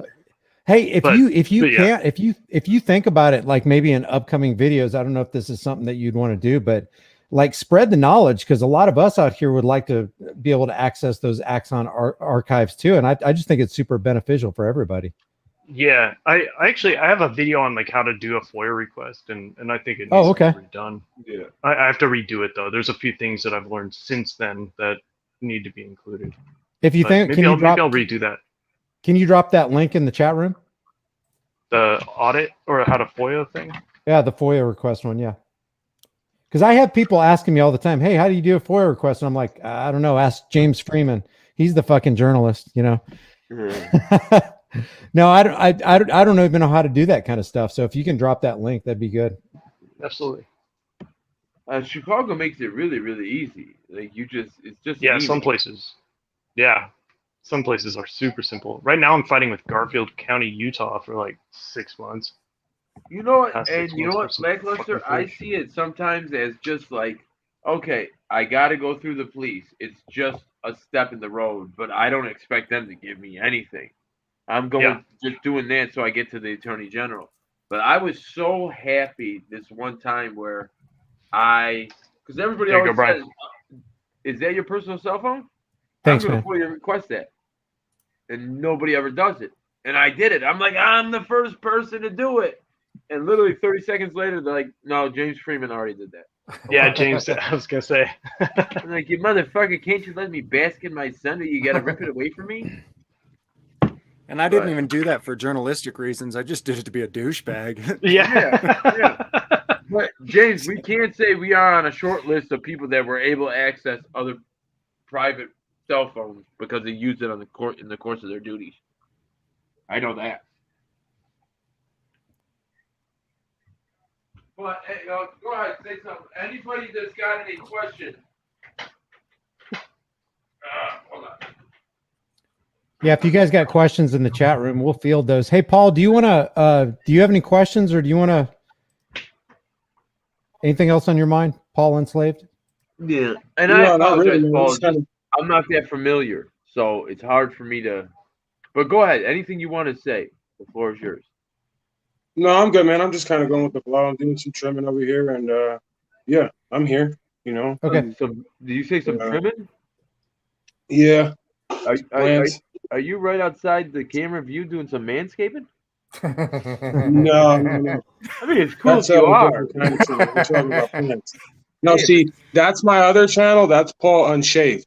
This is Paul Unshaved. Hey, listen, bro. If a tree falls in the forest and nobody's there to hear it, will it really make a noise? But I don't want to drag this out to where it's like we're just grasping at straws, because we really do have the Avengers of journalism here. Like everybody's got their own talent. Like Brian can make 5 videos a day and just rip stuff off the top of his head. James Freeman is the GOAT. If you gotta say anybody's the GOAT, James is the GOAT. Johnny's right up there with them. Both of them are on the streets, fearless. Lackluster is making unbelievable content.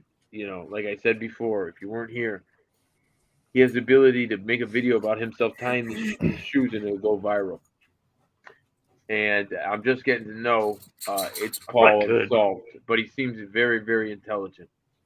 Wait, Lackluster has a video of him tying his shoes? Where's that one at? It comes tomorrow at noon. Okay. But and within the I 4 did it all by hours, myself. Will there be green neon writing on the thumbnail?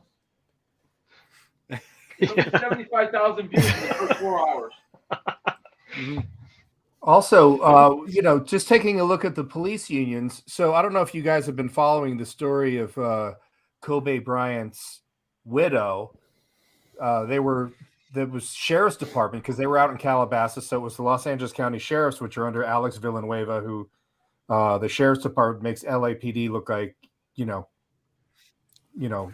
schoolboys, Yeah. So some of the deputies that were at the crash site in January photographed the dead bodies and were circulating it, and they were showing it to people at bar, like they were showing it to trying to impress women at bars, like, oh look, here's Kobe, like, and so she sued the Los Angeles Sheriff's Department, and they are now, yesterday or 2 days ago, they came in and they said she needs to take the police unions through their lawyers said that Vanessa Bryant needs to take a psych eval to see if she was really injured because she never saw the photos. So how could she have been injured by those photos? Which this is the level of depravity of burn in hell kind of people that are running the police union. So, I mean, yeah. So yeah, unions in general are pretty evil. When I was for Los Angeles City Fire Department, I broke my femur and my pelvis, and I got addicted to opiates. And after the doctor shut off the opiates, I found out I was a hardcore opiate addict. And I started looking for that shit on the street. I lived in downtown LA, and it's real easy to find right outside the front door. I mean, they'll walk by you and say crack, crack, crack, crack. But I started doing a bunch of opiates that were not prescribed to me, and then I got caught. Well, I turned myself in. I went to rehab, kept doing it, got caught. Big story, whatever. But the unions fought for me every step of the way. Like no matter what I did, I could have fucking murdered my own mother, and they probably would have fought to keep my job. They're nuts, man. Yeah. It's always been my idea that there should never be unions in the public sector. You know what I'm saying? Because they're just there to have people keep their jobs. But these people should not keep they're the politicians. So in the beginning, they have a police oversight committee. Every excuse me. I remember my first bong.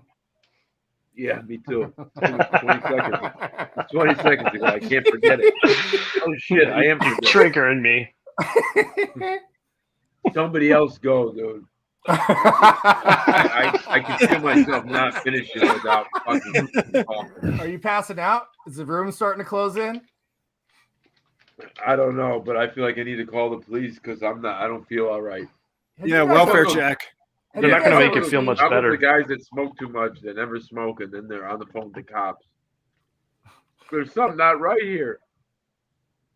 What about the training for police in America? Have you guys ever seen there's a viral video of, I think it's called Swedish Cops School, the NYPD. Have you guys ever seen that video?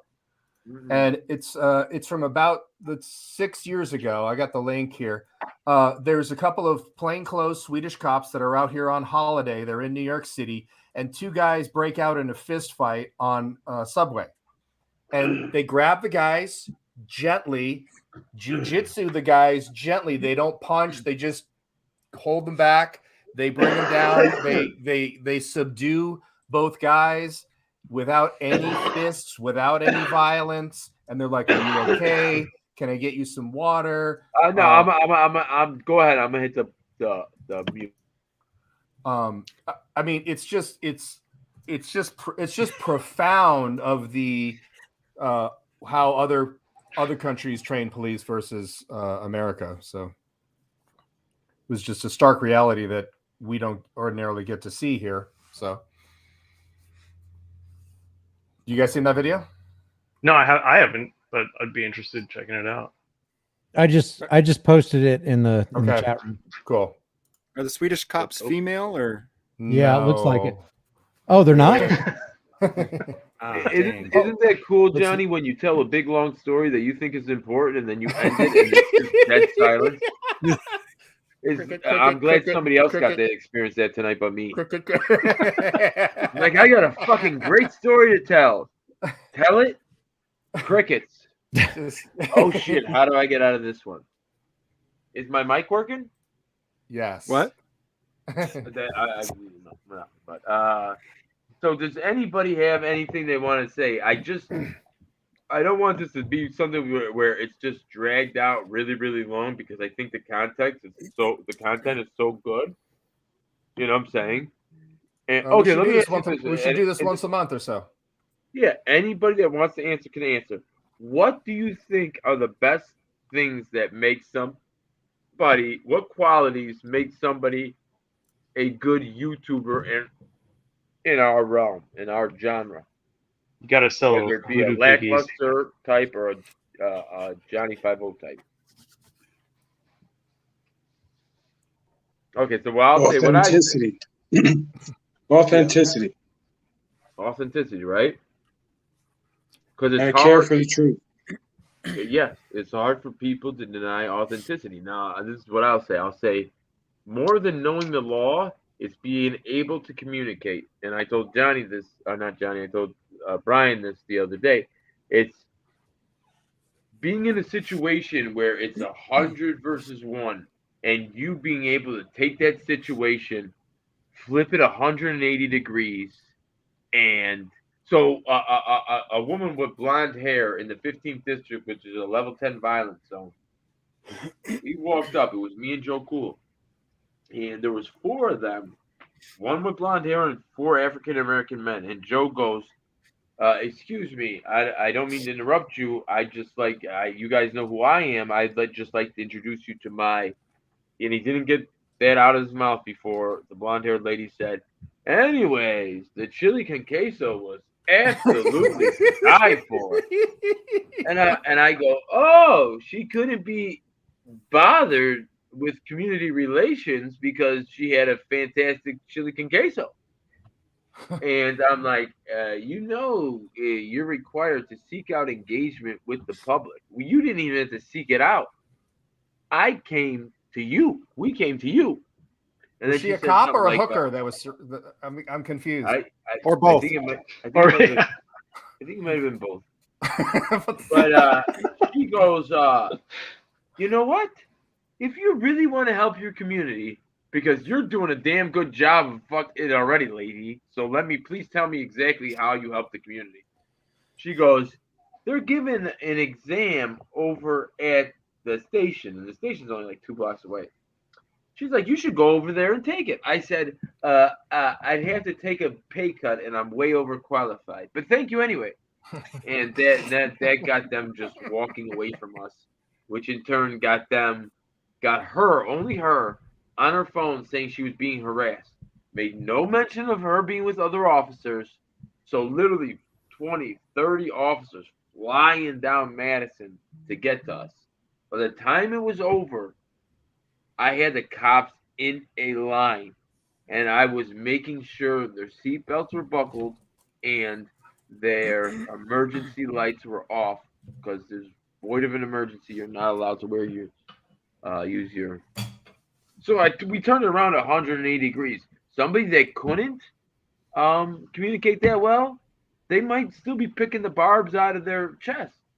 You know what I'm saying? It's really how you come off and your tone, and because I think people understand honesty. If they don't understand anything else, they can feel honesty. You know what I'm saying? Well, people's skills are difficult, and especially when you do like a traffic stop and you're filming, a lot of people say they get pulled out and they're put in handcuffs, and people are embarrassed, and so when they see a camera, they get hostile towards you with the camera, and so you've got to be a freaking artist to be able to sway this person in 30 seconds or fewer of like, I'm on your side, I'm here for your protection.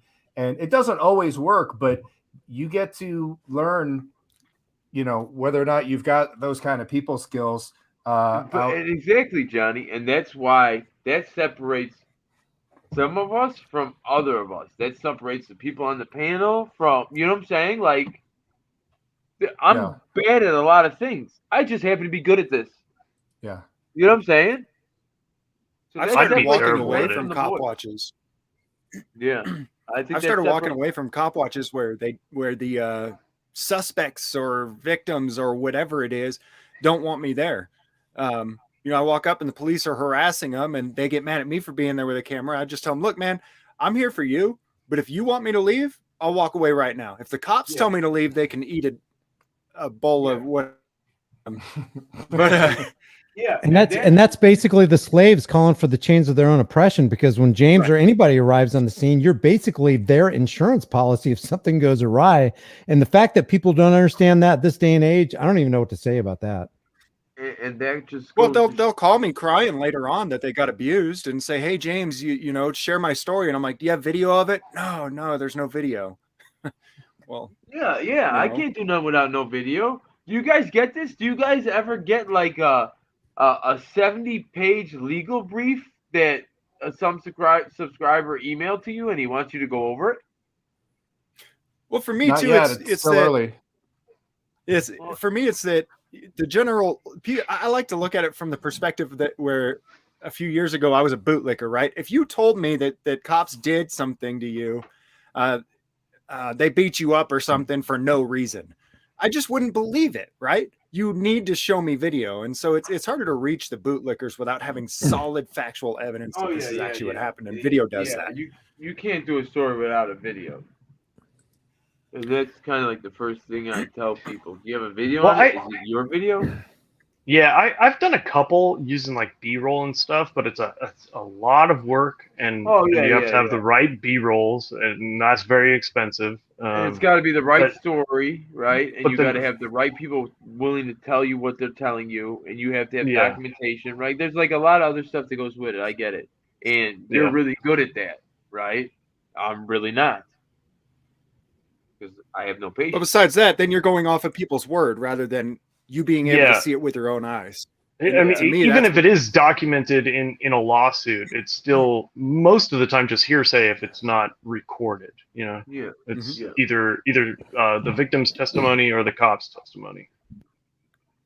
That's what appeals to me about First Amendment auditing, or whatever you want to call it, is in a real sense, you're basically the eyes and the ears of every possible person who could connect to the internet on the planet at one time. You're bringing the audience of the world onto that scene. And if those law enforcers misbehave or do something that, in the sense of violates people's rights, you catch it on film for everybody to see. And so you're basically portable sunlight. And what's the best remedy? What's the best disinfectant? It is sunlight. Just happens the sunlight is your camera. And hey, James, real quick, I wanted to make a comment about a video I saw of yours one time. I can't remember if it was in Arizona, New Mexico, wherever you were, but you remember that time? I think it's the first time I ever saw any auditor / journalist / photographer have the cops have the cops put you inside the crime scene tape. And I think that's the one where they actually they beat you up or something, right? You know what I'm talking about? Yep. Had you ever seen that happen before, or had that ever happened to you before? That's the first time I ever saw that. And that was kind of an additional wake-up call for me, because that's basically the cop saying, hey, we're not into transparency here. We ain't doing the transparency thing. You get outside of our zone. Yeah, no, it hadn't happened to me before, but I could see it coming a mile away. I could see it coming months away, because these police departments are working with each other across the country to figure out, now you'll rarely get a police officer who will come up and say, you can't record. They'll say, it always starts out, you can record, but, and then they're going to put some type of, well, but stay out of the road, but you're too close, but can you back up? And, on that particular night, honestly, man, I could see this a long time coming. There were other cop watchers who were telling cops, hey, if there's a crime scene, then put up crime scene tape. And it was encouraging these cops and making them believe, if I put up tape, then magically you cannot be here anymore. Yeah. And people were putting this in these cops' heads. That's why I knew it was coming, and I knew it was going to happen. But that crime scene tape doesn't magically create the crime scene. If it was a crime scene, it would have been taped off before I ever got there. It was a traffic stop. For anybody who might be an aspiring, First Amendment auditor or whatever, would you counsel them against crossing that tape, though, because of what's in the cop's head? Yeah, everybody gets to make their own choices. And that's why I think that understanding the principles of liberty is the most important thing. You can watch all the cop watchers that you want. Until you understand the principles of liberty, you're not going to know where your line is at, because my line might be to stay where I'm at and not go on the other side of the tape. But that may not be right for another person. In every single situation, you have to personally weigh it out, because when you go to court, those 100,000 subscribers, 10,000 subscribers, whatever it is, they're not going to be there with you. The audience that's watching, some of them because they believe in liberty, but a lot just because they want to be entertained, they're not going to have your back in court. They're not going to be there. They're not going to be able to argue your case. So you better, whatever the situation is, you personally better be ready to, in front of a jury or a judge, hopefully a jury, say, this is why I did what I did. Here's the principles that I was standing on. Yeah. So it's different for everyone. That is a super good point, because there are a lot of people who watch your videos. They'll watch Johnny 50, DPN, Big Nick, South Florida Accountability, and go, hey, I'm going to be just like Big Nick. It's like, no, it might work for Big Nick that time, but it probably won't work for you. And I think people under some delusions and try to act like somebody else, somebody that they're not. Yeah. That cop charged me with aggravated assault on a police officer, by the way, for damaging his knuckles with my face. What a fuck God. Did that charge stand, or was it thrown out, or what? It was thrown out immediately. It was 2 weeks, I think. Was it thrown out immediately because they reviewed his body cam or your video, or did they just throw it out because it was just unreasonable? I can't really say. There were a lot of even when I was in jail on that one, the COs had already seen it was live streamed. And so there were COs in the jail that were like, damn, dude, that was messed up. I'm really sorry that happened to you. That was totally wrong. All the COs that I interacted with in the jail were trying to help me out. They're like, hey, man, your buddies are calling. We're trying to get somebody to bail you out. Even the cops saw that video and said, that was wrong, dude. That shouldn't have happened. Yeah. Did anything happen to that cop? Do you know that you know of? Nope. We tried. We reached out to the DA for them to go forward with charges, and they wouldn't get back to anybody on it. Internal affairs, of course, at the state police department are still doing their internal investigation, by the way. I think they'll be doing it until the statute of limitations is up, I believe. Exactly. And that's why I always say, like, a new auditor should always go out with an older auditor, because the faces change, the dates and times change, but the situations are pretty much always the same, right? And you got a certain amount of responses that you can, I'm not here to film you, I'm here to film the police. You know what I'm saying? Like, there's certain things that just happen over and over again that you wouldn't know to say unless you were with somebody who was experienced. You know what I'm saying? There's ways to get out of. Well, and when you're new, the intimidation of being in front of a cop or a series of cops in front of you with guns, I mean, you start to lose all. You're like, oh, you know, I had the script in my head, and it all goes out the window. And just like anything, if you want to learn how to play guitar, you want to do stand-up comedy, you want to do this or that or the other, you're going to be really bad at it for a while. And I was really bad at it for, you know, there's plenty of people that still think I'm really bad at it, you know, and that's cool. I love them too. They watch my videos, and thanks for the helping the algorithm trolls.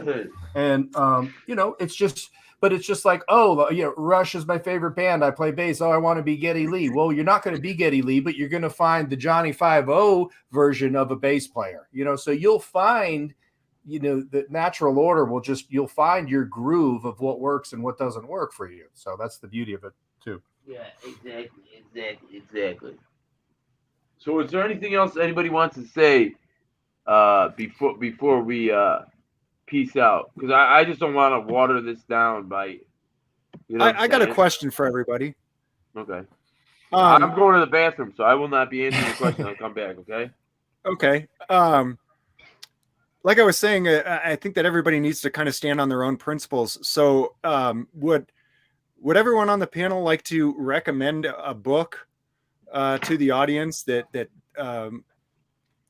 might be a book that you've read that's led you to where you're at now, as far as philosophically or your principles? Or I'll start. Marcus Aurelius Meditations. I always give that one.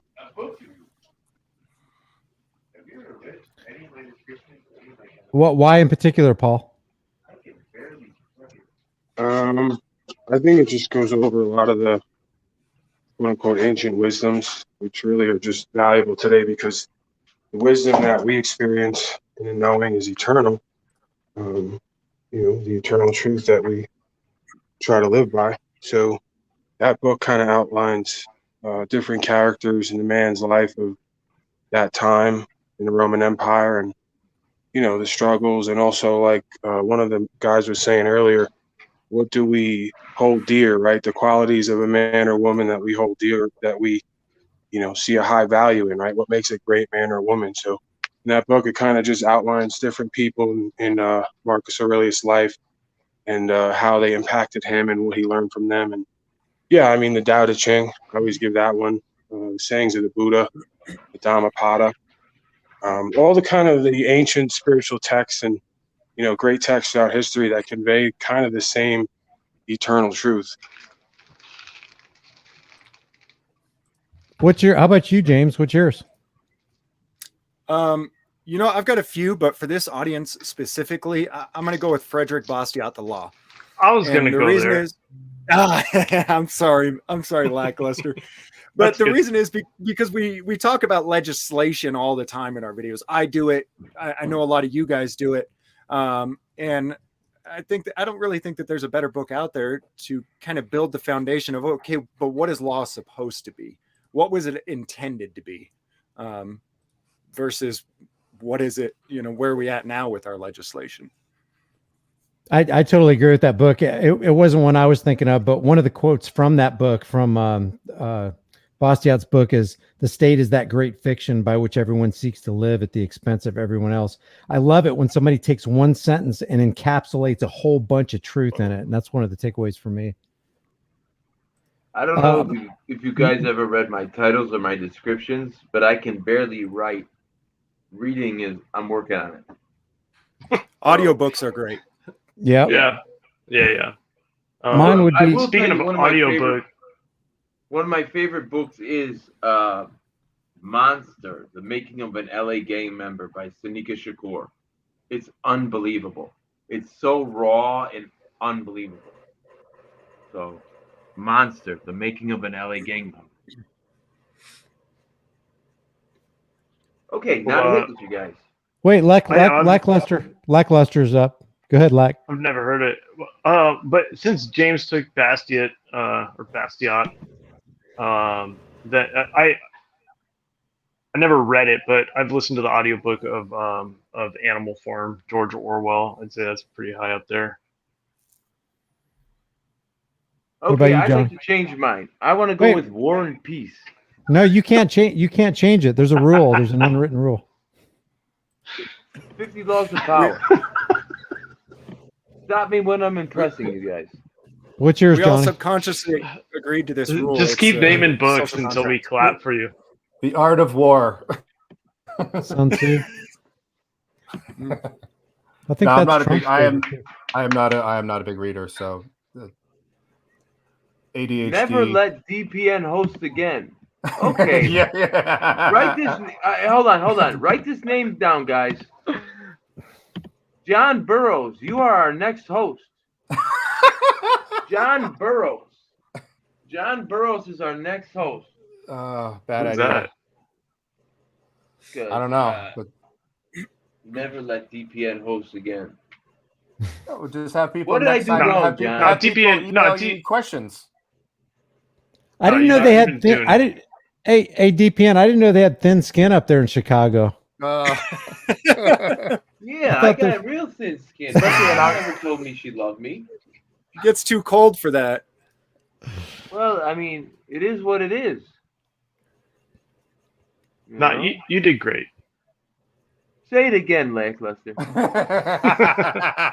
Only if somebody pats me on the back when I'm done. And I think Lackluster's got the most subscribers, so. But we'll see. No, James got me. Oh, James, did I do a good job? And actually, Yeah. if anything, Brian's yeah, been robbed of. Brian. And let's do that. Guys, put in this, because this is really why I wanted to do it. I wanted Brian to get back on the horse, because he really is the nicest guy in the world. When we were having our conversation, he literally said this, and he wasn't joking around. He says, I just wish everyone could get along. He literally said that. You make it sound so fruity, man. I don't think I said. No, it wasn't fruity. That's what you said, because I told you about. I really don't not get along with a lot of people, but there was some you got along with that I said he didn't leave the best taste in that. Forget that. He wasn't. I don't care for him. And you're like, I just wish we could all get along. You know, I am aware that there is some. I mean, I admit I am a bit naive in this community. I do want us all to get along, and I'm aware that there is friction between some of the auditors. But I think for the most part, and I think some of that friction has to do with, from what I've heard, is jealousy, envy, and bitterness because somebody's channel grew, larger than another person's channel, or this person's getting more clicks, or this person's getting more revenue. And I don't even understand that, because like, if you're all here to do a job and, just focused on making this world a better place, who cares how much money you made or how many clicks you made last month? We could literally lose it all because of tyranny next month. So if we could all get on the same page and maybe, build some bridges and get over them, maybe we can have a really good community here, and we can actually shake the world, because like Samuel Adams said, it's not the majority who will prevail. It's the irate and tireless minority who are keen on setting brush fires of freedom in the minds of men. And if we're all about the business of doing that, I'm only as free as all of you guys are in your minds. You're only as free as me and your neighbors are in their minds. So why don't we just, kindle some brush fires of freedom? It's easy to say when you sold more granola than Quaker Oats and more flashlights than what's a flashlight company? Name a flashlight company. I will tell you this though, High Impact Vlogs did me a solid, because I was looking for dash cam places, and I had written this mass email, and it said, if LeBron James sells shoes, who sells dash cams? And on cue, High Impact Vlogs was doing a dash cam commercial, and the first words out of his mouth was, Disorderly Product News has been telling us to film the cops forever. Oh, fuck, I'm putting that in there. You better believe it. So, yeah, he's definitely helped me out. One thing that people need to understand, though, is there's always going to be division among any type of liberty movement. And one of the biggest reasons is because the government doesn't want it to happen. There's always going to be people who are planted in to intentionally cause division among people. And, naturally, we're not all going to be best friends. We've got different personalities. Some of us are going to work together better than others. But the reality is also people are going to be put in there to kind of try to divide. And that's okay. You just move on. You work with the people you work well with. And have you felt like you've seen that, James? Have you felt like you've seen that? Yeah, but I don't, even though I won't even talk, I don't even talk about those people publicly, though, because that's kind of what the goal we're talking is. in general. Yeah.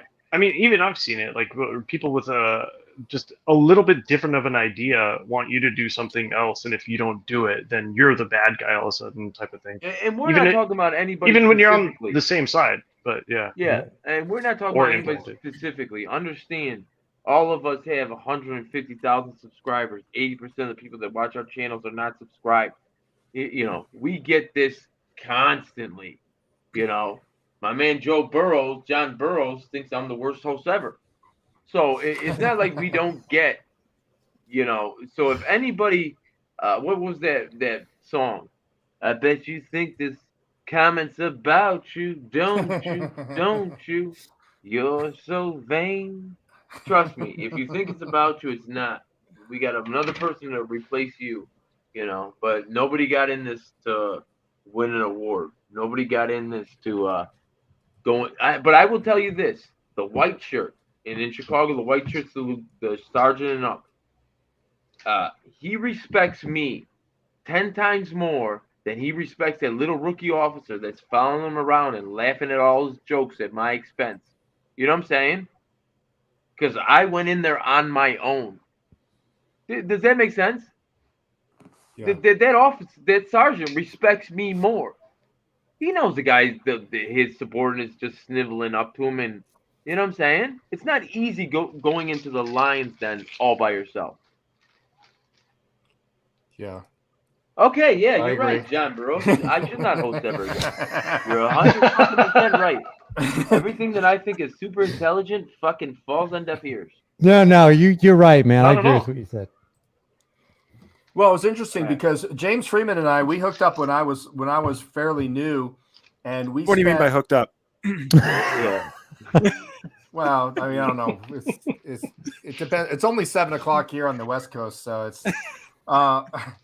And I flew out to Dallas and we hung out for a week and we filmed, and we had to go back to Judge Metzger. If you haven't seen James's interaction with Judge Metzger, it is absolute gold. So we went back and we were on a live stream for 6 hours, 4 hours in that courthouse waiting for Judge Metzger to come out, to the point where trolls ordered a pizza. And we were like, oh, that's great, except it was fucking COD. And they were like, oh, yeah, that's $18.97. And I was like, fucking. and some other supporter who stream sniped this, he paid for it.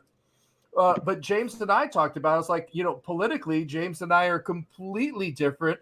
Yet here we are sharing this common goal of like, we need to film the police, you know, and there was a real beautiful ebony and ivory moment there, so to speak, you know, and that's, you know, you need to be able to look past some of that stuff and just, well, what's our commonality here, and can we focus on it? Yeah. Johnny, sing that song for us. Yesterday, sing that song for us. I don't think most of us know that song. Which one? Ebony and Ivory. I dropped that. By the way, guys, that Johnny 5-0 was talking about that Judge Metzger video. I got James's link there in the chat room if you want to look that up. Sorry to interrupt you, James. Go ahead. Oh, I'm sorry. I'm having connection issues too, but we can hear you. Oh, shit. You can hear me? I don't remember what I was going to say now. Judge Metzger?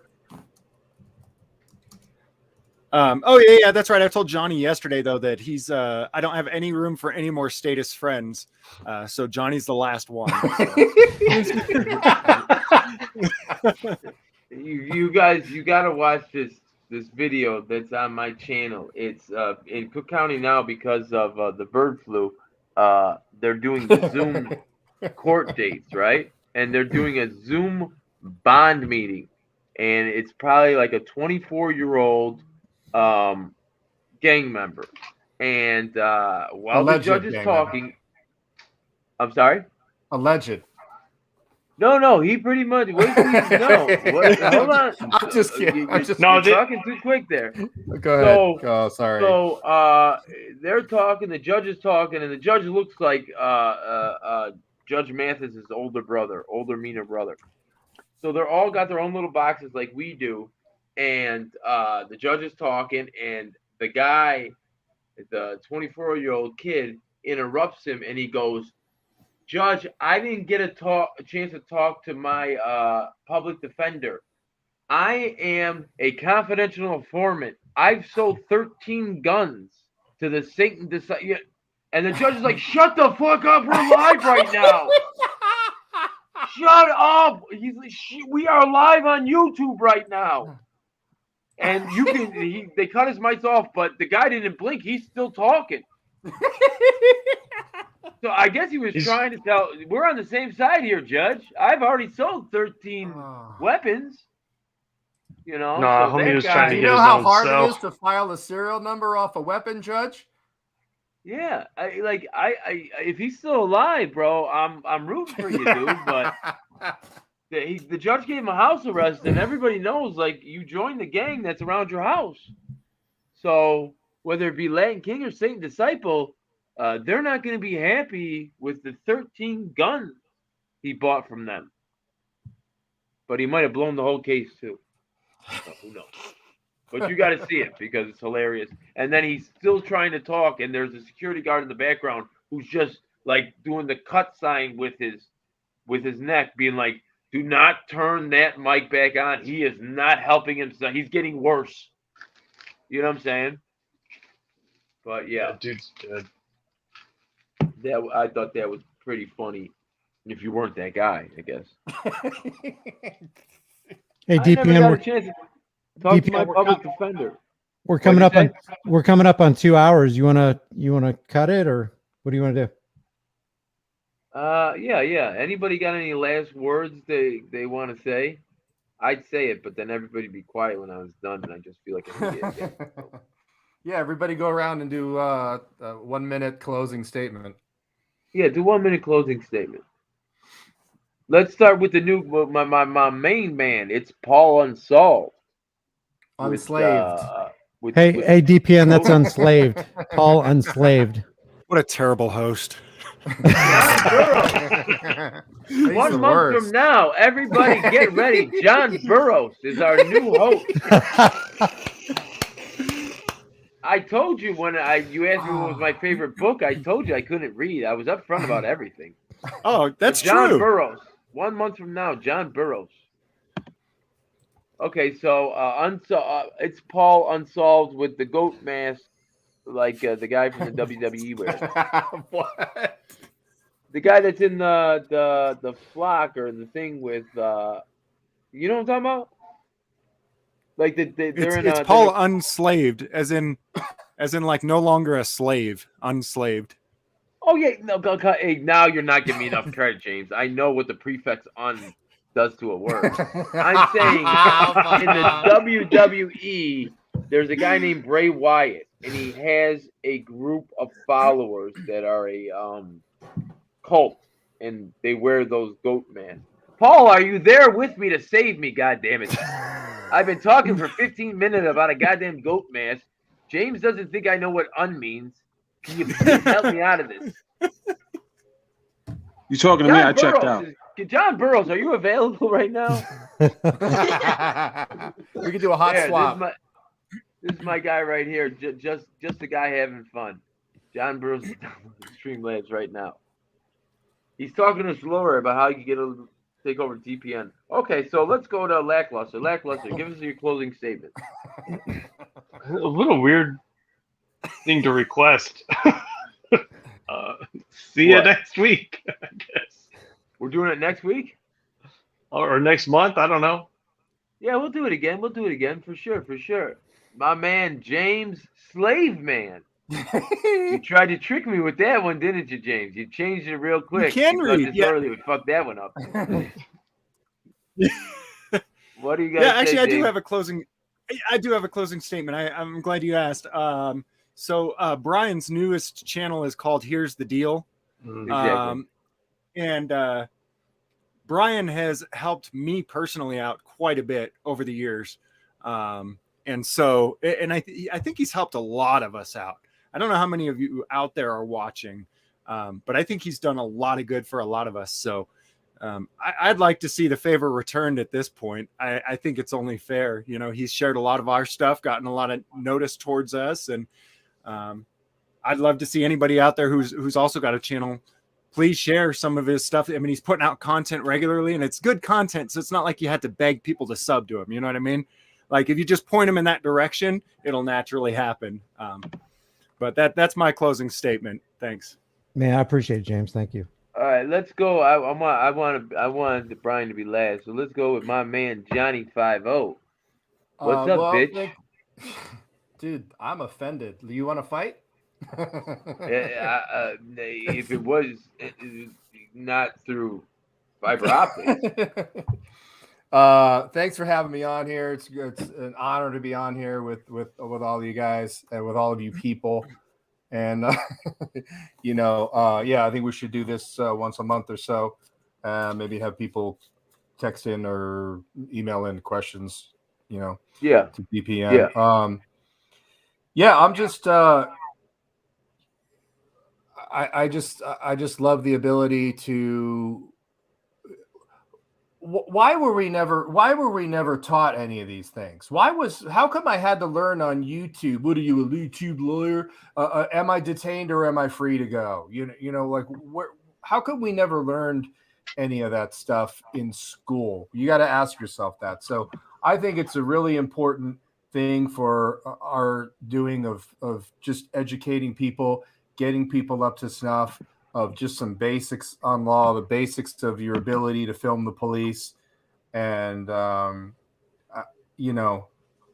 what's the Peter Gabriel line, if you've ever heard the song Biko from 1977, where he's talking about Stephen Biko, who was killed at South Africa apartheid. And he says, you can blow out a candle, but you can't blow out a fire, And so we have the numbers behind us. I think the billionaires are pitting us all against each other. And I think they're really the ones that are at the source of all of this stuff. And I don't know what the answer is, but we're getting the word out to other people and empowering other people. And what a gift to be present for that. So that's it.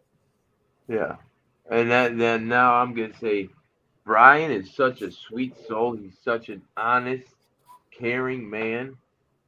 Has anybody else seen Rob Van Dam, the wrestler? Nobody else watches wrestling but me, I guess. And I really don't even watch it. But he looks exactly like Rob Van Dam if you look up Rob Van Dam. And if we can't talk about it, Brian, but yes or no, was that skit I came up with today when I told you and your wife, is that not might be the funniest thing if it goes right? Yeah. I think it would be funny. That doesn't sound very. I mean, this thing's off the charts. But Brian, you've helped me a lot. And Johnny, I want to tell you this so bad because I feel like if you don't laugh, then it's over. I'm not even gonna. But I want to. Here's the deal, right, Brian? So go to that because, this is a guy who's been robbed. He's all about peace and freedom, nonviolence, and he was robbed out of over 1 million subscribers. Understand, I have 130, 140, and that means a lot to me. He's got 1 million. He had 1 million, and it was taken from him unjustly. So he did tell too much truth. Yeah. You gotta sugarcoat it sometimes, Bill. You do gotta sugarcoat it sometimes. You can't go into the skull and bones just naked. How dare he tell the truth? Yeah, you gotta put a condom on that. But yeah. So let's get him back to where he was. A lot of what I'm putting this on tonight was to get his channel back going again. And it's again, what's the name? Here's the deal. Here's the deal. And that's not a 1970s game show. That is his new channel. So go to that channel and subscribe. I'll put it in my community page. I hope my other brethren put it in their community page. And I will leave the last words to you. It's crazy how this was 2 hours. It went by like crazy. I really enjoyed being with you guys. Thank you for the kind words. I really appreciate it. I want to bounce off of what Johnny just said. He basically asked the question, why aren't we taught this in school? I think because the key is the powers that shouldn't be want us to be ignorant. And like Jefferson said, those who desire to be ignorant and free desire what never was and what never shall be. And I guess I can't really do any better than a Samuel Adams quote. He said, "No people will tamely surrender their liberties, nor can any be easily subdued when knowledge is diffused and virtue is preserved." They don't want us to be knowledgeable. Knowledge is power. If you have that power and you're not ignorant, then you can make one extra step in securing whatever freedoms that people think you should have. And then he says, on the contrary, when people are universally ignorant and debauched in their manners, they will sink under their own weight without the aid of foreign invaders. If you don't have knowledge and you don't have what James Freeman was talking about tonight, a principled aim and objective in life, you're pretty much sunk, and you don't need anybody to help you sink down into the mire. You don't need a domestic invader. You don't need an international invader. You'll do it all by yourself. And that's what people are counting on. That's why they have the 15,000 hour indoctrination program called the public fool system, because they want you to be a fool and they want you to comply. They want you to be a bootlicker and say, yes, sir, no, sir, and do everything the authorities tell you to do. Because if you do, then you're a good little Johnny and a good little Susie, and you're accepted by society. Otherwise, they don't want any part of you if you have knowledge. That's great. That's great. And remember the name that I just can't remember. Here, what's it called again? The name of the channel? Here's the deal. Here's the deal. Here's the deal. Try and keep that in your memory bank. High impact vlogs and high impact flicks are a lot easier to remember, but we'll get that in our memory banks, and we're going to get him back up to where he needs to be. Gentlemen, it was a pleasure dealing with you. I consider you guys the creme de la creme, and we should do this again. Absolutely. Only John Burroughs is going to be. Thanks, everybody. He better be on fucking point, because if he makes one mistake, I'm fucking coming after him. And I'm going to have a camera that works next time. I can't figure out how this thing works. But I appreciate you guys all tuning in. My name's Asd Product News. That's James Freeman. That's Brian from High Impact Vlogs. My man, Johnny 5-0. Goat Mask. And Lackluster. Wishing you and you all a very safe and happy rest of the work week. Good night. Have a good one, guys. Awesome. Thanks, Good night. man. Thanks for having me, man. Good night.